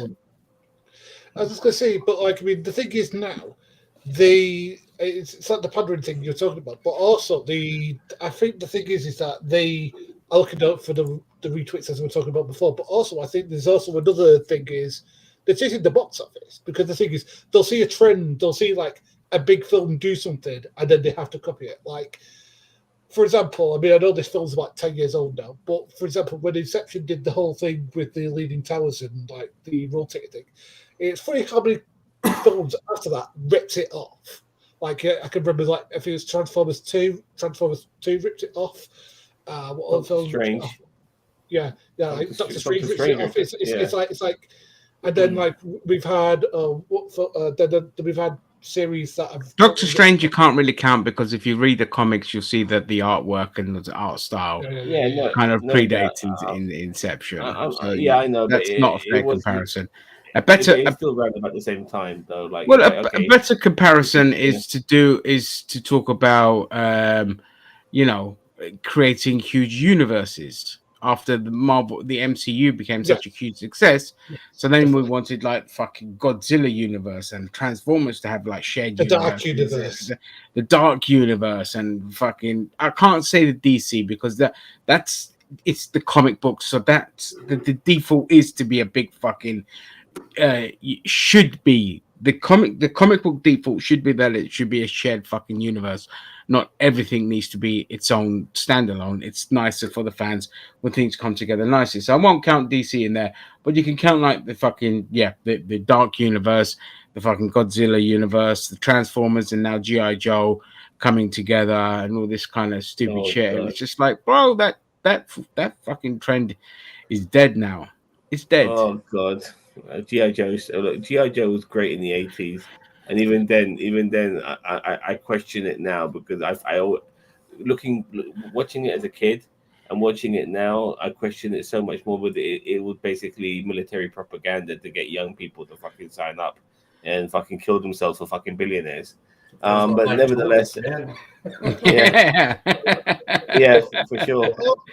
But it's a Hasbro thing, isn't it? So it wasn't a surprise. Yes, Hasbro. Oh, American kind of thing. Yeah. But also, I'd also say they're also chasing like franchises as well. Like for example, what's it? Like they'll try to chase a sequel, even if a sequel isn't needed to the film. Like I don't know, I'm trying to confirm like where it ended perfectly. Matrix. Yeah, the Matrix ended. Matrix, yeah, I know that's going back 20 years, but we're just saying that ended 30 perfectly. years, mate, almost. And almost 30 years. I think 27 years ago, Matrix came out. No, 1999 that came out, mate. All right. Okay, so 20. Well, yeah, 27 years. You're not really far off. It's 24 years. Fucking hell. Yeah. Damn world. Yeah. But with the Monster Universe, Universal's Monster, they tried to force on sequels and the connected universe and stuff like that. Sometimes they try to really shove it down your throats and people are not having it. It has to be organic, if it, and which is why now in a way I'm glad we're talking about all of this, because maybe we can go into Superman.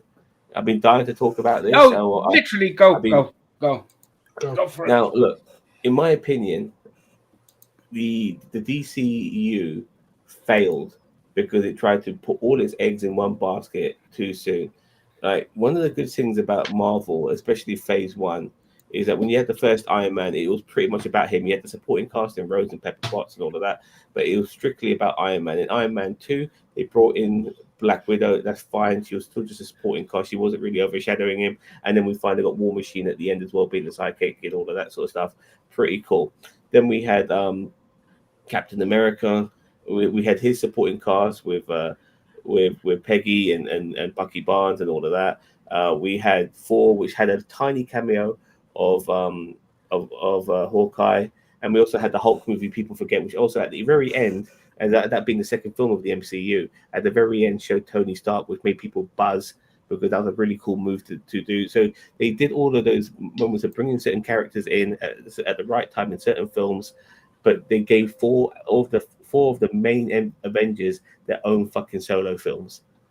So when the Avengers came along, we had a touch of fucking Hawkeye, a touch of fucking Black Widow. They all came in together with the 4 solo films, and it worked.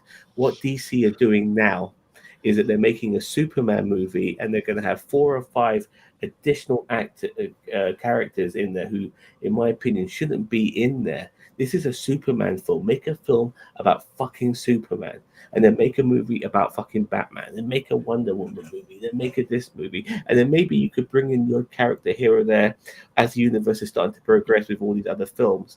But this is the first movie in this new universe. Don't bring the whole gang in there. Make this about fucking Superman. Let's see who Superman is. Let's focus on him this time around. Don't fucking bring in anybody else. I'm not happy. Oh God, I'm not happy at all. I'm not happy at all. Shush you. I'm not happy at all with this direction under James Gunn. I really think this is the wrong play. I don't know what you guys think. I'll give it to Chris if you want to go. Don't know much about it. Oh, all right. Well, so basically, okay, we'll just quickly talk. So what it is that so there's a bunch of different hero characters that are going to be in this. So you've got Mr. Terrific, you've got the Worst Lantern, which is fucking Guy Gardner, played by Nathan Fillion, which is a waste if you ask me. But Nathan Fillion has been cast as Guy Gardner. You've also got Hawkgirl in this, and God, there's one or two. I would say I Metamorpho. agree with Zim here, because I think like kind of like the theme we're talking about is make it good. You know, make it focused, make the story good before you start branch off on other stuff. And I agree completely. That's what I liked about Iron Man. Iron Man to me was one of the more entertaining ones that I've seen because it focused on his character. But you look at this is a different issue. I was going to say with the Spider-Mans, I'm like, please stop rebooting it. It's just I can't handle any more reboots. But that's the thing I liked about it, though. It was singular. It was on its own. We got to experience Tony. Yeah, there was people around, but we got to feel for the one guy, and then we had the overarching thing. So I'm on board with that totally with Sam. So I agree. Just to go into Daniel Ross's comments, it might not be an origin story, but there's still a new Superman in the new universe. You know, like when we had Man of Steel, which was mainly about Superman, and even I didn't like that film because Destruction at the end was way too much. But then after that, we have Batman versus Superman. And in that film, they also brought in Wonder Woman, and we had cameos of fucking Flash and Aquaman and whoever the fuck else. Cyborg, and then boom, we got Justice League. So within a couple of movies, we've already had a big build up. We haven't had a Wonder Woman movie yet. We haven't had an Aquaman movie yet, or a Cyborg movie or a Flash movie. But boom, we're gonna get all of these motherfuckers together, like we know them already, and make a film, and that's pretty fucking stupid. And I just don't feel that they've learnt from the mistakes from the previous DCEU by I feel that they're repeating history by doing this. Just make a Superman movie. You don't have to do Lex Luthor.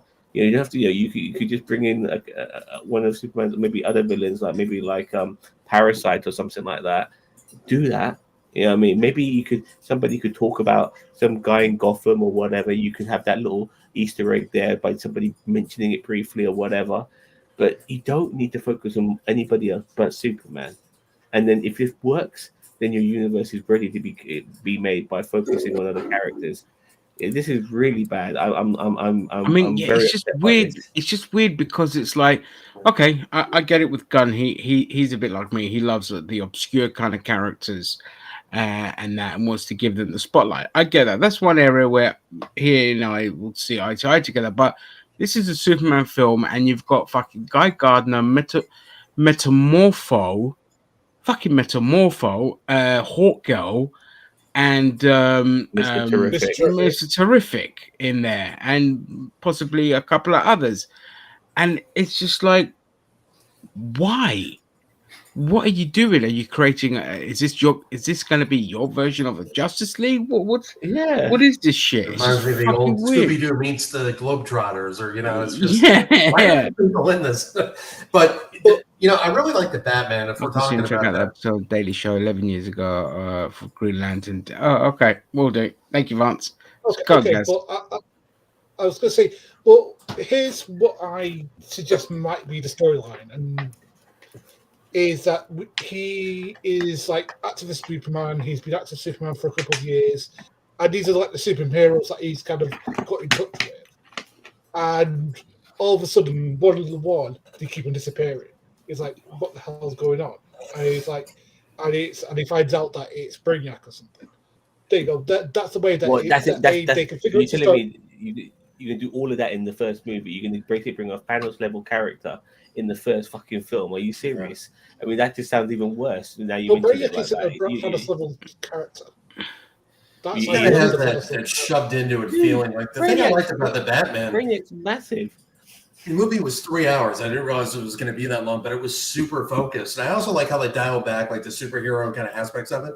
But it was a good focused movie that I felt really engaged in the entire time. What film was that? The Batman. It was a great film. Oh yeah, and that was super focused, just on the level. Well, the Batman was almost good. If the ending ruined it for me personally. Yeah, Hollywood ending was stupid. It gave me the Hollywood ending else with the fucking flooding of the city and shit.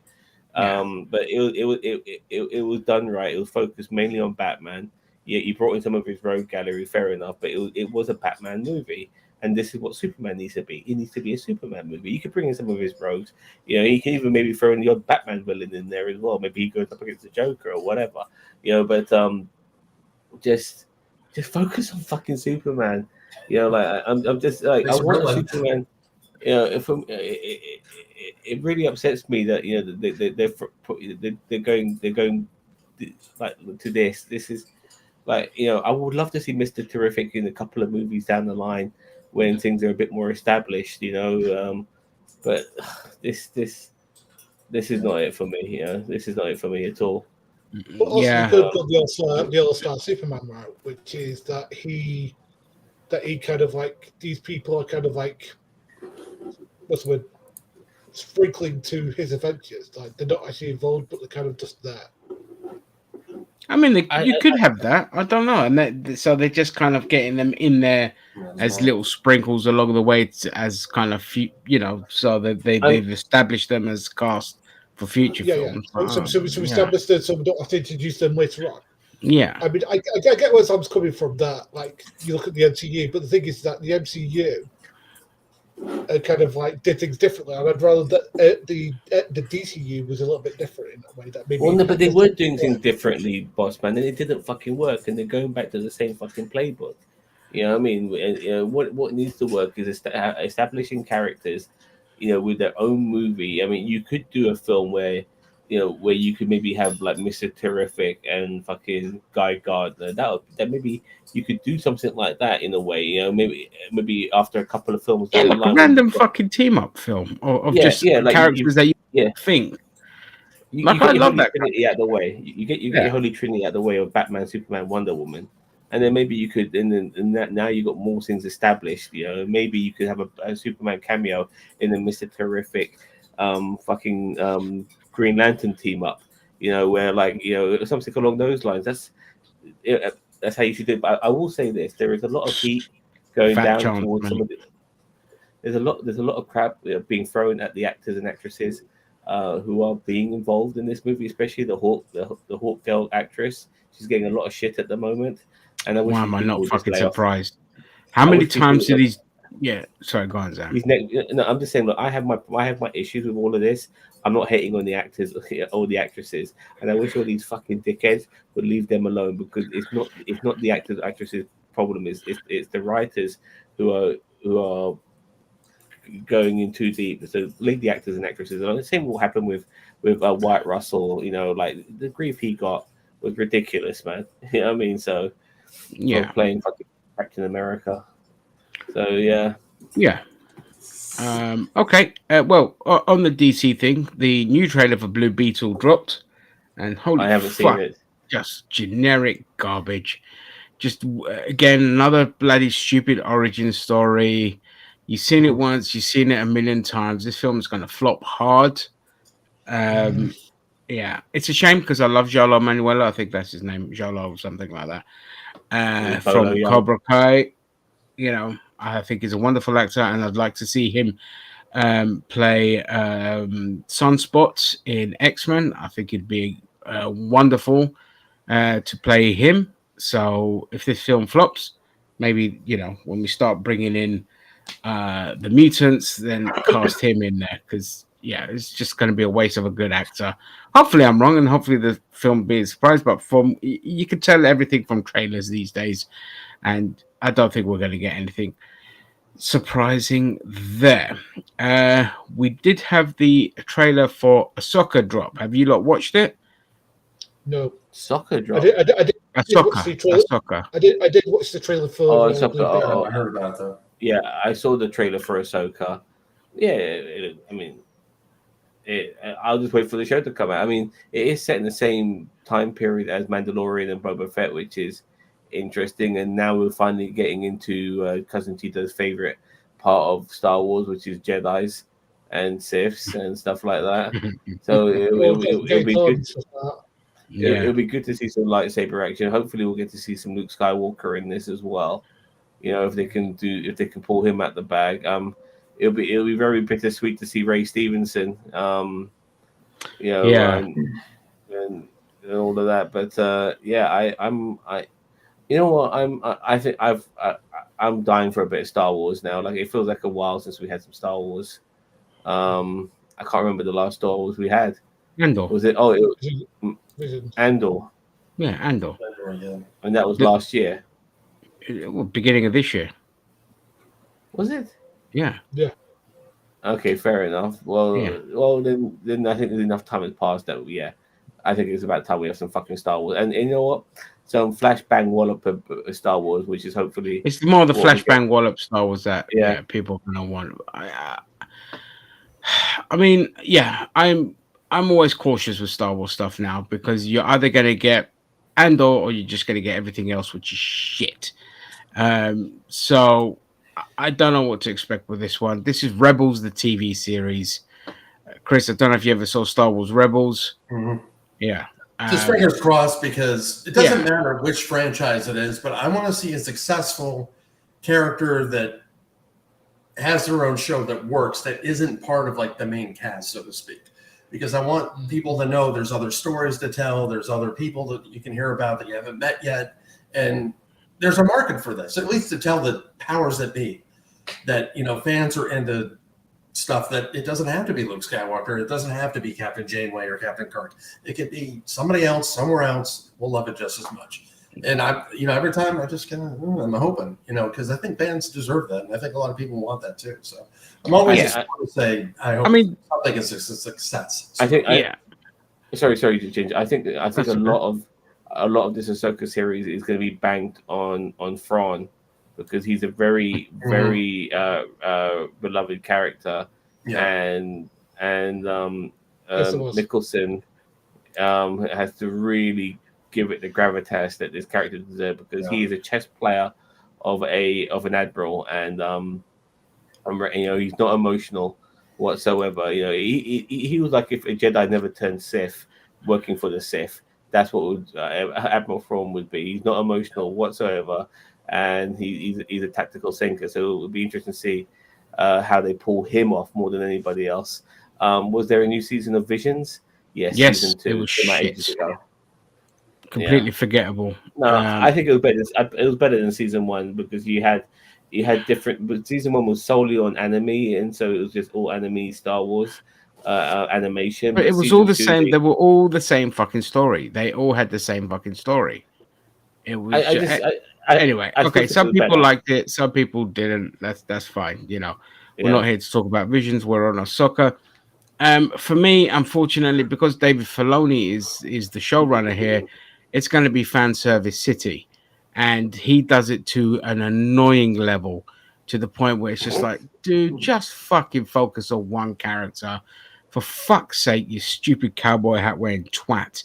And it's Rebels, the live action TV series, and Rebels, it's okay. It wasn't great. It had some of the most annoying, like Ezra was such an annoying character.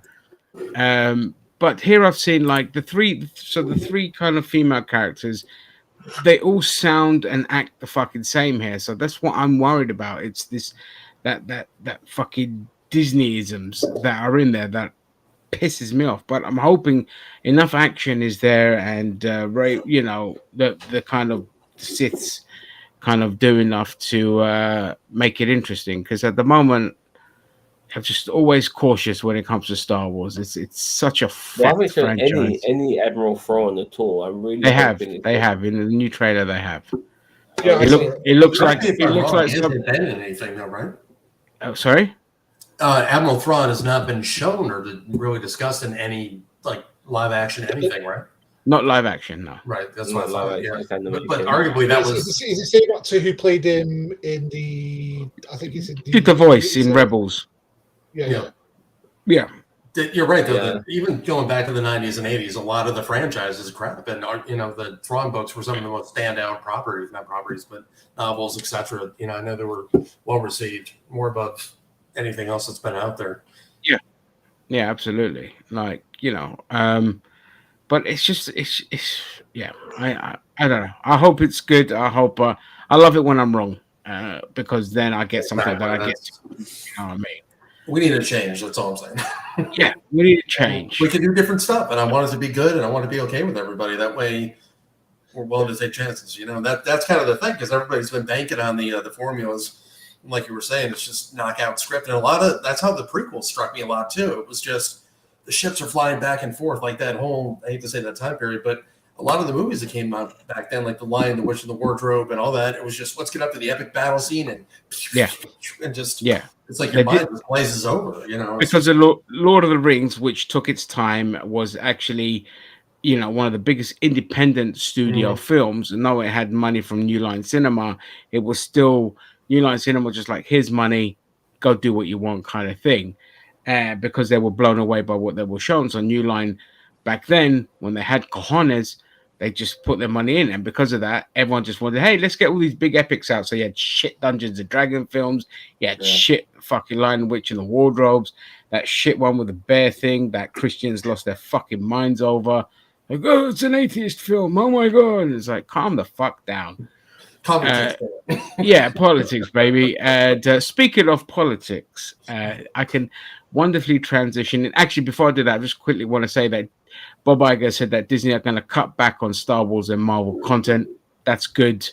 It's a good thing because it's a bloated fucking mess. What?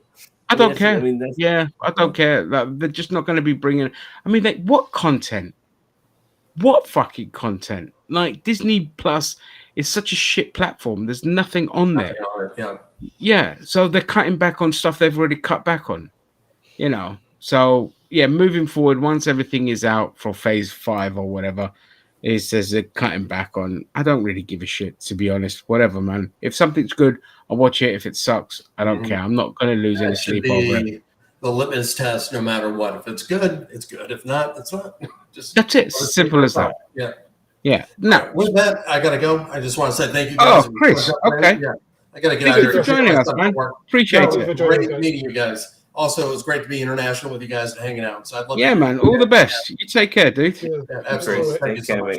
That's what I love about the open platform. Anyone that wants could just fucking jump on, and it's awesome. All the best, mate.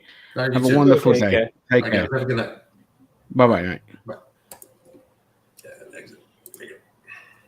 What's this? U.S. Marine in custody after missing teen found in Marine Corps base camp, Pendleton's men's barracks. What? So there was a missing teen, and they found that basically U.S. Marines had kidnapped the kid. What the fuck? Marine Corps leader steps down, leaving the Marines with a commandant for the first time in a century. Dude, that's fucking crazy, man. I mean, it's amazing you say that because I'm literally about to talk about the liberal meltdown with the film The Sound of Freedom. Okay, so I think there's a meltdown on both sides, by the way, on this. I want to quickly add that there are people who don't like the film, and the people on the right are having an issue with reviewers who don't like the movie. Like, how dare you not like this film? But at the same time, I do think there are people on the left who have an issue with this movie as well. I mean, the trailer for me made it look shit, but the trailer's not necessarily the movie. So I mean, the reviews have been solid for it, and 75%. Yeah, which is good, you know. Yeah. But the first kind of rumblings I saw from it was that, you know, liberals having a fucking meltdown, calling it a QAnon wet dream and all this kind of shit. And then after that, you had the right kind of now then going after people that were review bombing it. Hey, Mr. System, that were either review bombing it or just not giving it a good review. And, you know, when you provoke the right like that, they're too stupid to kind of be logical about this. So they did a lot of whataboutism and all this kind of shit. And to me, it's more, this is like the fucking peak of partisanship, you know. It's just like, we're going to sling mud at this film, you're going to sling mud at that film. And to me, looking at this from an outsider, all I see is that I sniff big studios going after a smaller studio because they have a success to this. They've done it before, and this is what it smells like. I can't fucking remember the film, but this is a small studio compared to the other ones. I don't give a shit if it's tied to Christian groups, and I don't give a shit about Jim Caviezel being a full-blown fucking conspiracy theorist and all of that. The film is based on true events, a true story, and in fact, the film had to scale back massively to how big the actual operation was, and because of obviously budgetary constraints. So in this, they kind of make it like it's it's a one-man thing with a small team that go in, but in reality, it was multiple men, multiple teams, hundreds and hundreds and hundreds of teams going in to break up these kind of sex trafficking rings. But they're calling it a fucking QAnon conspiracy things, whereas all the reviews I've heard about it, it's just no different to like the film Traffic or like the film Taken, but less stupid, these kind of films. And so it's just absolute rank hypocrisy to call this, like, again, even if a few QAnon people liked it, so fucking what? Like, who cares? It's just a film about trafficking. And the CNN, I blame CNN for this because they kind of did this. But again, CNN is owned by Warner Brothers Discovery. So, make of that what you will. This is when you start putting the other conspiracy pieces together of big studios going after smaller studios because on a tiny budget, they're making money and they're only releasing the film domestically. So, Gaz, thoughts? I've heard about this film. I mean, I've seen like Jeremy Johns and a few other people that I respect give it a pretty decent review. Jeremy Johns, yeah. So I've seen them give it a pretty recent review. And you know what? I'm tempted to check it out because the thing is that I think because everything you said is right, that it's based upon a real thing that happened, which is a real child sex ring that was being operated out of somebody's like mansion or something in, I can't remember what state it is. I think it's like Columbus, Ohio or something like that. Yeah. And it was just like, as you said, it was like a multi-thing division. Yeah, it was a huge operation, huge. Yeah. But the thing is that but people are going to say who's in it and who's directed it, which is Jim Caviezel's in it, and I think it's been directed by somebody who has ties to groups that support Donald Trump. So because people can't. Who cares though? Yeah. What I'm going to say though is because certain groups can't see black and white. They can't see it in nuance. They can't see. Well, somebody could be a complete dickhead, but make good art. Like for example, I'll give you a perfect example. Mel Gibson. Mel Gibson is a complete anti-Semite flaming racist, but he made Heartbreak Ring, which is an amazing film about a real life guy who existed, who was a conscientious ejector in World War II when flaming would be Medal of Honor. You know what I mean? So yeah, well, this is it. Like you can, always like James Woods, one of the greatest actors in Hollywood, complete fucking moron outside of acting and all that. But it's about the acting. It's not about Mel Gibson. Like he went a bit too fucking far. But again, it's taking that out of the way. Very talented, incredible director as well, and all this. I think it's more what Jim Caviezel's saying rather than the movie itself. Yeah, and that's the problem. Like the problem is they're taking what he's saying and putting that unfairly on the film. That would be like taking, fucking. It's like Ezra Miller and The Flash and all of that. Exactly. He's a nonce, but at the same time, you got to just separate yourself from that. Exactly. But I think there is a little difference in the sense that this is still politically motivated for Jim Caviezel, which is why he's doing it. I will say this though, regarding sex trafficking of kids, I personally I find it almost hypocritical regarding the right wing saying they give a damn about this shit, because when it comes to sex trafficking within their own political circles, they don't give a fuck. You know what I mean? They genuinely don't give a fuck. Matt Gaetz, Donald Trump, when he was hanging around with fucking Jeffrey Epstein, they don't give a shit about what he'd done. Roy Moore, the politician from Alabama, he was a fucking nonce. Yeah. Well, America, just to interrupt you briefly, and then you can go back to it. America is actually ranked really high on trafficking of underage girls, and it doesn't get fucking talked about because the powers. No, just in general, whatever. It doesn't matter.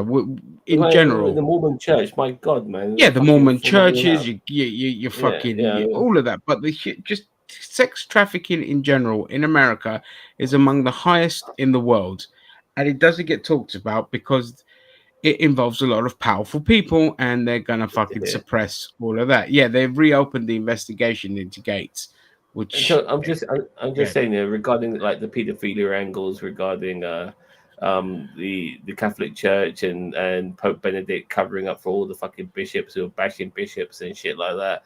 You know what I mean? Within religious circles, like the pimping of girls within the Mormon Church and stuff like that, because they're into polygamy and all of that. And by the way, I have no problem with polygamy if it's consensual. I don't give a shit. Honestly, but if it's consensual, I have no problem with it. But what they're doing, like they're harboring kids around and stuff like that, and right-wing groups, who go on, who basically like to blame gays and trans people for being pedophiles for everything, are deflecting and not focusing on issues when it comes to their own circles, and they just don't give a fuck. They want to stand on the pedestal and blame gays, blame trans, but they're not really going after their own. They want you to focus on marginalized groups because they are massive fucking nonsense. There's a fantastic video by the Humanist Report that kind of helps highlight all the kind of right-wing videos and right-wing articles that are basically pro-pedophilia or defending pedophilia and underage marriage and all of that shit. All of that. I will send you I'll send you a link to the video. It's fantastic and frustrating at the same time, because so basically what you do anytime a right-winger starts parroting that bollocks, just send them that video. It is 18 minutes of absolute glory, of dozens upon dozens, and it talks about the Catholic Church, and it talks about how religious institutions are protected from being sued for pedophilia and sex trafficking and rape and all this kind of shit. And it also highlights people like Nick Fuentes and what he talks about, Matt Walsh, Man Bear Pig and his fucking thing about how to hide your child porn files, all that. It's all in there. It's all in this video. Yeah, I remember that. Okay, it's all in there. Yeah. And so anytime somebody says it, just send them that video and be like, really? There you go. Now, show me the evidence to the contrary. Oh, you would have seen it. Okay. I've seen it now. When you mentioned the quartering about quartering hiding the porn files. Yeah, I remember now. Yeah. So it's all in that one video, and there's just no. But aside from that disgusting industry that exists, that film, just as that film, it's just a fucking film, and there's just mass hysteria over it. But I don't get it. It's a very American kind of thing. That it's just it's a very partisan thing, because you got to say that it's a stink over here as well. Because for example, nobody's talked about that film over here. No. What I'm saying is, it's a very I'm just about films in general. Like, for example, that recent thing at Glastonbury where that Corbyn film got banned because of but that's again because of the Board of Deputies, and I told you, they have way too much fucking power and control over a lot of shit over here, and it's really frustrating trying to highlight the Board of Deputies, because they can easily weaponize anti-Semitism, because they're like, well, hang on, we're just a bunch of Jews who are, a lobbying group, and they're like, yeah, but what exactly are you lobbying? You're lobbying for the suppression of criticism of Israel, and you will go above and beyond. I mean, they even fucking tried to do it to Arsenal when El Neni spoke out in solidarity with the Palestinians. And this is the one time I happily applauded Kroenke when he said, don't give a shit. He has a right to basically speak his mind, do whatever he wants. We'll have a word with him, but we're not really going to do anything about it. And if you don't like it, fuck off. Robbie Lyle from AFTV. He caved in because he's sponsored by El Toro. And El Toro is the Israeli company. And one of a long time, the guy who was there from the beginning. So, and Mo mentioned how he invited Robbie to his wedding and all of that shit, and he was just wearing a shirt that said "Free Palestine" on it, and people were losing their shit because he was pressured by his sponsors. Yeah, Yeah. And so Robbie ended up kicking one person I thought was going to be a lifer at AFTV. You know, he ended up kicking out. You Yep. know, and Yeah, which is protect the money. ridiculous. You No, know, like Robbie, and I'll understand protect your business, no all of that. That's fine, but you can't have fucking Black Lives Matter on there. Absolutely no problem. But talking about Palestine, not even talking about it, just having a fucking badge on there, that being a problem. I mean, that's like saying having a Scottish flag is offensive because it should be the Union Jack. You know, that's how fucked that kind of mentality is. It's yeah, I agree. this obsession with wiping Palestine off the face of the earth. And you know, fuck Robbie Lyle. I don't watch AFTV anymore anyway. Well, yeah, like another thing that I find hypocritical is they had something recently called the Claude Cup. Yeah, where Robbie's got two channels. He's got AFTV and he's got Don Robbie. And so the people from Don Robbie had a football match against the people from AFTV, and it was for the Claude Cup, named after the late Claude, who if people remember, he kicked off AFTV because of it was a stupid comment. I'll be honest with you, it was a stupid comment by Claude, but it doesn't mean that you have to kick him off. Like, you know, make him apologize. You know, all of this sort of stuff. Yeah, was honestly kicking AFTV was one of the best things to ever happen to Claude. And you got and for you to take that away from him, basically was a downfall. Which is why, in my opinion, he died probably a lot earlier than he should have, in my opinion. Yeah, but again, with that kind of silly remark, I don't begrudge Robbie for doing what he did, but he could have just had a talking with him, got him to apologize and all that. But we see how kind of like okay, fine. He doesn't. Fine. If you go down that route, he doesn't blame him for what he did. Then don't fucking have something called the Claude Cup and start cashing on. Cashing in on his memories. That's disgusting. After you're happy to ban him. Yeah, I mean, I agree. Yeah, I totally agree. Yes, mate. I was going to say, like for example, people get into too many. I think this is the thing with certain directors and certain actors. People get into tribalism of I don't like this actor, therefore he could never do any good, or this director, therefore he do any good. Because I choose to look at films or whatever based upon how good they are. Now, if this Sound of Freedom, from everything I've heard from different people, is good, then yeah, I agree with you guys. You know, it's just that I don't care about your fucking tribalism. Like, everyone's got an angle to come in with, but I've always stuck to my guns when it comes to the arts. You judge the art for what it is, and if it's a piece of art that's just fucking pandering to a demographic with no real storyline or good, well-written characters, then it should get called out for that. And I don't give a fuck about being labeled this, that, or the other. I've been labeled this, that, and the other my whole fucking life. But the one thing I've always done is when it comes to the arts, I've always put the art first above anything else. And it's because that's what I love. I love my films. I love writing. I love all this kind of shit. And that is above all. I don't give a fuck about your politics. I will happily watch, a film. Films. Yeah, I don't care. Like, I'll watch a Kevin Spacey film, not a new one. Like, no, he shouldn't be allowed to be working now. But I'll happily whack on Usual Suspects and all this kind of shit because it's about the film. Yeah, all this kind of stuff. It's about the arts. But what I mean with that is like, I want the artists to be allowed to create the art that they want. I don't want fucking people from the left and the right trying to dictate, oh, this is too sexist. There's not enough black people in this. Oh, this is too anti-Christian. Or this is too fucking, kinky or whatever, all this kind of stupid shit. Like, fuck you. Make your own art. And so with Sound of Freedom, I'm like, you don't like it, don't fucking watch it. If people on the right are going to have a film that they're going to enjoy, fine. Average film goers might enjoy this, might not. Fine. End of discussion.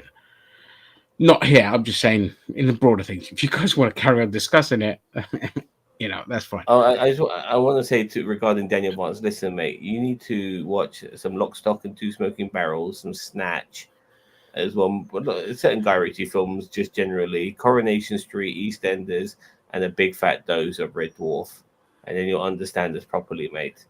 Yeah, that's it. That's what will help you crack the code. Yeah. So on to I've only got I've never made it through Snatch. Can't do it. Nope. Oh, sacrilege. What? Snatch is amazing, man. Sacrilege. That's a great film. It's a great film. Yeah. Yeah. I want to bring up one topic here. Let's go for it. Basically, yeah. How you feel? Like the rumors are that the new James Bond movie will be set in the 1960s. It's just rumors at the moment, nothing concrete. How do you guys feel about that? Thumbs up from me, mate. I love spy films that are set in that era. Love it. I want Bond to be set in that era because I think they'll do better justice. And stuff like that. Oh, bring it all on. Give me your Russians, give me your commies, give me your big stupid gadgets. I'm all for it. I love it. That's where Bond always belonged for me. Was that era? Was the 60s? And I'm all for it. You will never, if you say to me, "Hey, it's a spy thriller set in the 60s," this always comes up automatically because it's just like a great era. It's a sexy era. It's a cool era. It's it's Cold War meeting just this fucking the American Empire versus Russian Empire and all this kind of good shit, and I love it. Yeah. With modern stuff, it's got to do modern sensibilities, and it's like, no, fuck off. Yeah, I agree with you. As I said in the chat, I think it should be set in the 60s as well. Yeah, just keep it in the 60s. But because you had other, like, obviously you had the parody in Austin Powers, which was a 60s thing, but yeah, the Americans, they tried to do their own version of James Bond with stuff like The Man from U.N.C.L.E. But for me, there's one series that I did like, which I thought was brilliant. It was with James Coburn called Our Man Flint, and they were fantastic, and they were also set. Oh, that's going back some. Yeah, I mean, they were set in the 60s. Though. I mean, the States were trying to do their own version of James Bond, but yeah, James Bond in the 60s. I would like to see how far they can take it, because it might just be like a flash in the pan thing with like 2 or 3 films before they revert back to normal again. I don't mind. Like, if you make 3 or 4 films, if you do a trilogy and then reset and do something else afterwards, that's fine. But I would absolutely love to get Bond to go back into the 1960s. I'm all for it, because it's a franchise I don't really give a shit about anymore. Like, I want it. I don't. Daniel Craig's films, there's a couple of them I liked, and a couple that I didn't. What was the one that? Oh God, the one where he goes up to Scotland and he sees that house and all this. Skyfall. Fucking Skyfall. Oh, that was a work of. I love that film. Oh, Javier Bardem. Yeah, no, that's Spectre. No, that's Skyfall. Skyfall. That's Skyfall. Yeah, that was the one where James Bond became Bruce Wayne. Yeah, like okay, yeah. He ended up fucking Alfred. Yeah, fucking great. I mean, love all that sort of shit. Yeah, and like a secret tunnel under the house and all of that. Yeah, that's it. Yeah. yeah. So. Yeah, I love that. I love that film. I loved Casino Royale. I didn't mind Quantum of Solace. It's mainly Spectre and No Time to Die. Well, just awful. I rank those 2 among the worst. Oh, I like No Time to Die. I like No Time to Die a lot. I like that a lot. But I think it's time to take him back to the 60s. And with 60s sensibilities, not this. Don't give me some fucking hoity-toity, caring fucking lovey-dovey guy who respects women. Don't give me that shit. James Bond is a cunt. He's a spy. Most spies are cunts. Have him as a cunt. Yeah, but he's misogynistic. Make it sexy. It has to be sexy. The women in it have to be sexy. The men in it have to be sexy. It just has to be sexy. Don't fucking skimp on all that kind of shit. This is not the audience. Again, like we were talking about audience. The audience for James Bond is not the fucking Twitterati and the fucking, the kind of SJWs. The Bond people are the fucking people that grew up with that franchise, that love sexy shit, and guns and gadgets and drinking and gambling and all that kind of shit. That's the fucking audience for it. So yeah, I'm happy for that. Yeah, I wonder when that will happen. It's been a couple of years now since No Time to Die.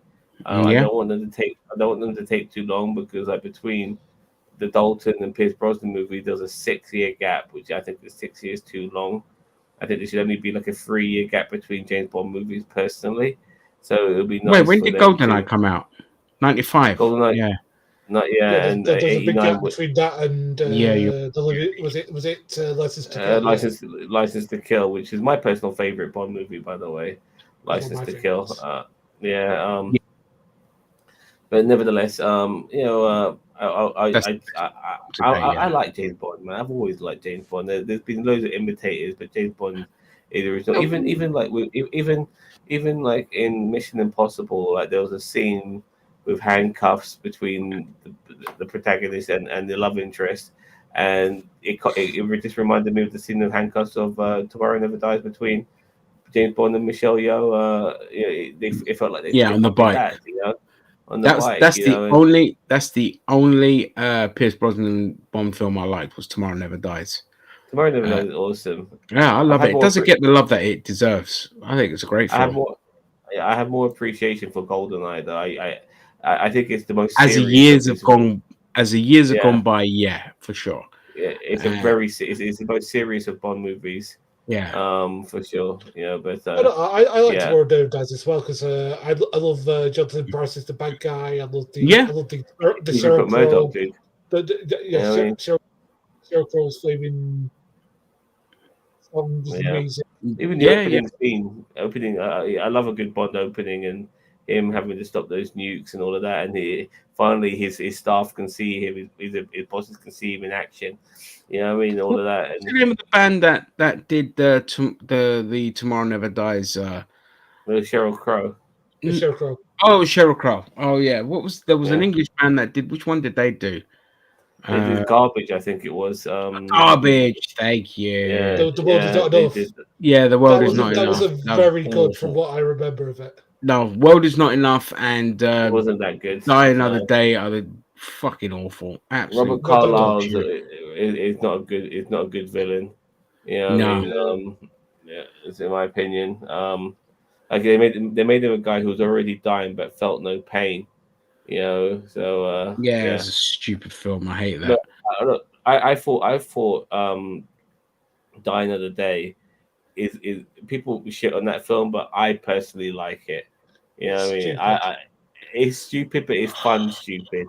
It's so bad. It's good kind of stuff. Not for me, but people really shit on that scene where like he gets the parachute and starts surfing in the Arctic. I love that scene, dude. I fucking love that scene. And there was a really good moment where you got Bond and Bond henchmen with their supercars going up against each other. That's never been done before. I love that as well, man. So check out Never Too Young to John Stamos, Gene Simmons. It's a perfect B movie. I'll add that to my list. Yeah, I think you know what? I think I have seen that. Hang on, Gene Simmons from Kiss. Yeah. Yes. Oh, he done loads of films in the 80s. He did that movie with Tom Selleck. It's available on YouTube. You can watch the whole fucking film on YouTube. Perfect. It came out in 1986. Spy John Stamos inherits the case of a heavy metal he-she Gene Simmons. Out City Water with a floppy disk. I do remember this. What a description. Oh my god. That just tickled me, sir. Yeah. Oh look, it's got the generic Asian in there as well, who's the nerdy kind of computery type. Look at that mullet. Let's go. Yeah, I've seen this film years ago. I have seen this film, but I'm gonna save it and watch it later. Save. But yeah, as I said, the thing is with Bond is it depends on who's playing it. Like for example, every Bond is unique to that particular era. Like for example, Roger Moore is a little bit campy, fitting of the 70s kind of era. Paul Curry was a little bit more stern and all of that stuff. Like, and then we had the Lazenby, and then we had the Doctor. So I'm happy if it gets the right guy. And as I said, I think you called it with the right guy, which is Henry Golding. You keep on saying that every time we talk about Henry Golding, but I don't think he'll work in that era. Not in the 60s. In the 60s, it has to be. It does have to be a white guy if they do the 60s. But if they do the modern one, then Henry Golding, because again, he's mixed. I think he's either mixed race or no. I think he's just Malaysian. In general, and but it's fitting in the kind of era, because white guy in Asia, with all the kind of Chinese anti-China rhetoric that's going on, it will stick out like a sore thumb. But Henry Golding can kind of blend in nicely if they go down that route. They never do that, obviously, because then you're not going to make China the bad guy when it's such a big cinema market. Your bad guy's always going to be some generic shitbag. All Russians, but I just want to see Henry Golding become Bond just so I could see the meltdown by the neckbeards. You know what I mean? So that's why I want him to be Bond. Be like, oh my god, what is this? I'm like, listen, man, you wish you were as good looking and witty as fucking Henry Golding, so talented, and charismatic, and just eat it. Even my mum was like, even my mum was blown away by him when she watched like Crazy Rich Asians. She just fucking loved him. She just thought, oh yes. And he was in The Gentleman too, another Guy Ritchie film that Daniel Vance needs to watch. Good film. That was a good film. I liked that one. It was all right. I enjoyed it. It's very Guy Ritchie, and I keep sitting there. I'm like looking at Guy Ritchie now, and I'm like, bro, do you know that there are no Cockneys left in London? Like now, if you're gonna do the equivalent, everyone has to talk like a Roman, innit? You know what I mean, blood? Yeah. Like that. Yeah. So that's the equivalent these days. Can't stand that. Yeah, that's what people do now, isn't it? Yeah, they've been doing that for 20 years. Right? It's not just that, but they type when they're writing to you online. They try to talk like a roadman online, like with words. I need a fucking Google Translate and a fucking decryptor of some sort to know what the fuck these cunts are saying, man. You know what I mean? So, what's Belchke's edge. Oh, you fucking idiot! What are you doing? The Belchke's edging towards supernova, increasing luminosity by 150% in May. Supernova would be visible on Earth both day and night with the naked guy for roughly 2 years. Oh wow! So it's already happened, but we're just getting it now, kind of thing. So that supernova's happened years ago, but we're just getting it now. Keep an eye on that. Thank you, Vance, for chucking in some wonderful astrology in there. That's lovely. It's always welcome. Okay, so just going to finish off. Actually went quicker than I thought, thankfully. Just quickly, EA are making a Black Panther game, so that means we're going to have 2 Black Panther games in the works. I'm more interested in the other one that they're making, which is set, I think, during World War II kind of era, because it's got Captain America and T'Chaka, or one of the person before T'Chaka, or whatever. Steve Rogers, Captain America, or the other one? Yeah. Okay. Steve Rogers will be in it. Okay. In the game, not a film, not a series, but in the game. And then you've got EA's one, which, whatever, man, it's EA. You're either going to get a Jedi Survivor or you're going to get a pile of shit. So, is it playable character, Steve Rogers? I don't know. It's all early days. I reckon one of these games is going to have something that's like horribly racist in it. I'm just going to call it, because EA fucks up like that quite a bit. Well, I'm guessing it'll be the EA one then. Follower of Charles Manson, Leslie Van Houten. Oh, is that Denise Van Houten's dad? Is it a release from prison 53 years after 53 years behind bars? Well, they served their. Wasn't he one of the ones that killed that actress? Yeah, Sharon Tate. Yeah. Yeah, Sharon Tate. They should fucking be left to rot in prison. And then finally we have Baldur's Gate 3, which the only reason I want to talk about this one is obviously, I don't know if you follow gaming, you would have seen this fucking explode I seen it all over the internet, and that is because you can basically fuck a bear in this. So, I heard about that. No, you not heard the best bit. Go for it. Yeah. That video got taken down on TikTok for bestiality. Yeah, that's right. They got their account banned because it said BCI, even though it doesn't show BCI anything in there. It doesn't show it. It cuts away. You don't fuck a bear as a human. You fuck the bear as a bear. No. They just showed a fairy, humanoid fairy fucking a bear. It didn't even show the bear getting fucked. It just cut away to a squirrel just looking at them both like, what the fuck is going on, kind of thing. So it doesn't actually show it. But I gotta say, this is genius marketing, because they showed it on a live stream. They did a live stream with an audience playing the game, and they allowed the audience to kind of control the narrative. So they would say to the audience or to the people in the live chat, what option should we do? A, B, C, D, and all this. So it all kind of headed towards the bear and this fairy getting fucked, basically. And the audience loved it. No, but the audience were with it. They were like just laughing their heads off. It's a really good video to kind of watch. It's so funny, especially just that clip alone. It's so funny, and it's the best marketing that they could have done, because through the uproar, the sales or pre-orders have fucking skyrocketed for the game, just because of the bear sex scene. Because again, it's human nature, curiosity. What else is there? Because they showed that, but what else can we do? And all this kind of shit. And so that's my main reason of talking about it, is that when it comes to marketing, or when it comes to games, for example, when you show something unique, original, or very kind of diverse, or very what's the word? Very branching, with a lot of different options, rather than a generic by the numbers fucking, this standard shit you get.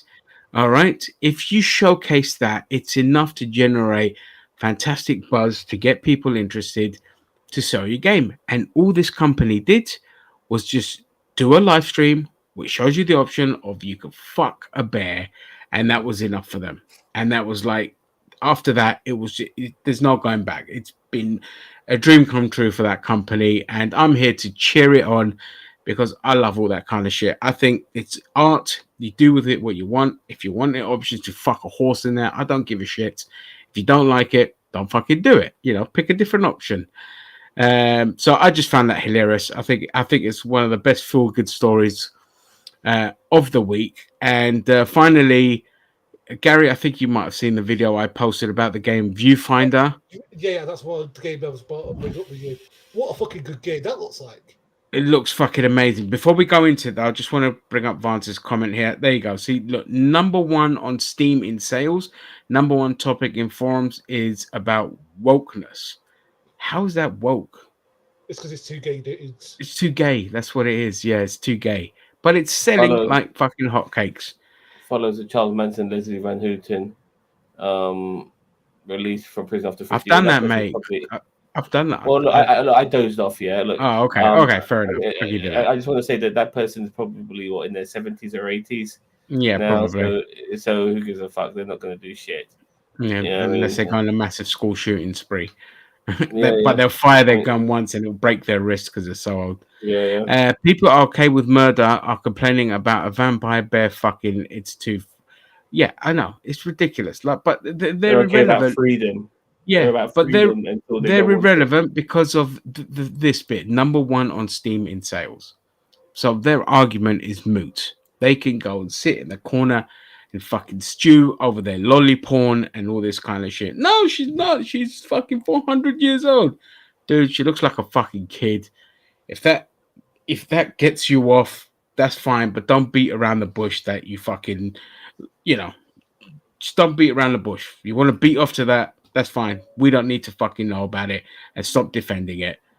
And I only say that because it's fucking, art and do what you fucking want. Nobody's actually getting hurt with that. So that's but onto Viewfinder. Viewfinder is amazing. Like Vance, you need to check this game out. It comes out on the 18th, but it's phenomenal. Like the mechanics involved, it's just a simple puzzle. Not simple, it's a puzzle game. But you pick up a photograph and you have to place this photograph at a certain angle, which then gives you access to the rest of the level. And if that photograph might be a different kind of color, so it might be black and white, it might be pixel art from like, the CD-ROM era of gaming and all this kind of stuff. And it just looks amazing and unique. And it's so sorely missed because there's a lot of games out there, even with indie games, where people are like singing its praise. And you look at it, it's just a 2D scroller. It's like, why do I care about another 2D scroller? Yeah, it looks pretty, but it's not innovative. This is innovative, and it's a Scottish studio, and it harks back to what I keep saying, where British studios, British games companies were the innovators. They were the ones that always pushed the envelope, pushed the boundaries. The Americans had one style, the Japanese have had one style. I mean, the Japanese style of gaming has not fucking changed in 50 years. And, the American has just become more and more about shooty, bang, bang.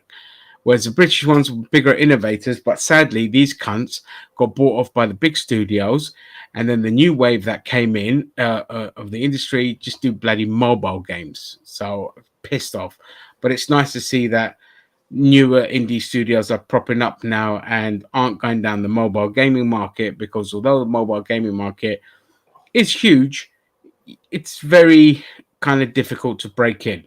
So now we're seeing this kind of stuff, and so I can't wait. I've added it on wish list. I'll be getting it day one, and if you go check it out, Vance, and that's it. I'm going to put the show to an end here. Thank you.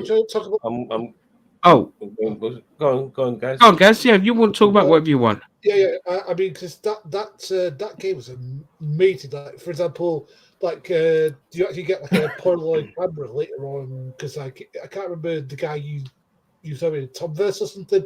He got like a Polaroid tomographic. Camera. Yeah, you pick up your own camera and you've got to take pictures, and then that's like you said. I love that shit. Like it's just like. You liked it to Portal, but I'd say it's a bit more complex in Portal, because you have to actually make sure that if you're building a roadway to the next bit, that you don't get in the way. And it's just I just love that. I love that there's a puzzle element to it. It's just fantastic. Yeah, I love a good puzzle game. It's the puzzle games are up there as one of my favorite genres, along with stealth games, and it's why I'm still playing Tears of the Kingdom, because there's some wonderful puzzle elements in there. There's wonderful kind of traversing and exploring and all this kind of shit that is sorely lacking, and the fighting and the action just takes a huge backseat because it's complete garbage. But when you have so many other good elements to it, and it's just lacking in gaming, like Tears of the Kingdom is definitely game of the year for me. Everything else is just generic pish. But then you see Viewfinder come along, and you're like, oh, happy fucking days! A wonderfully unique puzzle game. You see Baldur's Gate 3 where you can fuck a bear, and it's like, wait, why not? Originality, fuck it, push the boundaries. Plus it pisses off the right people as well. Yeah, exactly. So fuck them. Anyway. I just wait for Ben Shapiro and Matt Walsh to go. This game's turning everybody gay. It's like, fuck off. It's grooming. It's grooming. Everybody's grooming. Everything grooming. We're grooming. Groom. Ignore the R groomers. Yeah. Everyone else is grooming. Yeah. Anyway, on that bombshell, I'm going to end the stream there. I'm so glad that we got through everything that I wanted to get through, thankfully. Thank you to Gaz and Birdman Boko Haram. Thank you to Chris, who joined us earlier. I love it. Again, that's the whole point of this. It's an open forum. People can hop in and hop off the stream whenever and however they feel like, and just say their piece. And that's what it is. Vance, have a great one. Thank you for your wonderful insights as always. And we will see you for more stuff here on NerdTube, the greatest channel you've possibly maybe never. Who gives a fuck? See you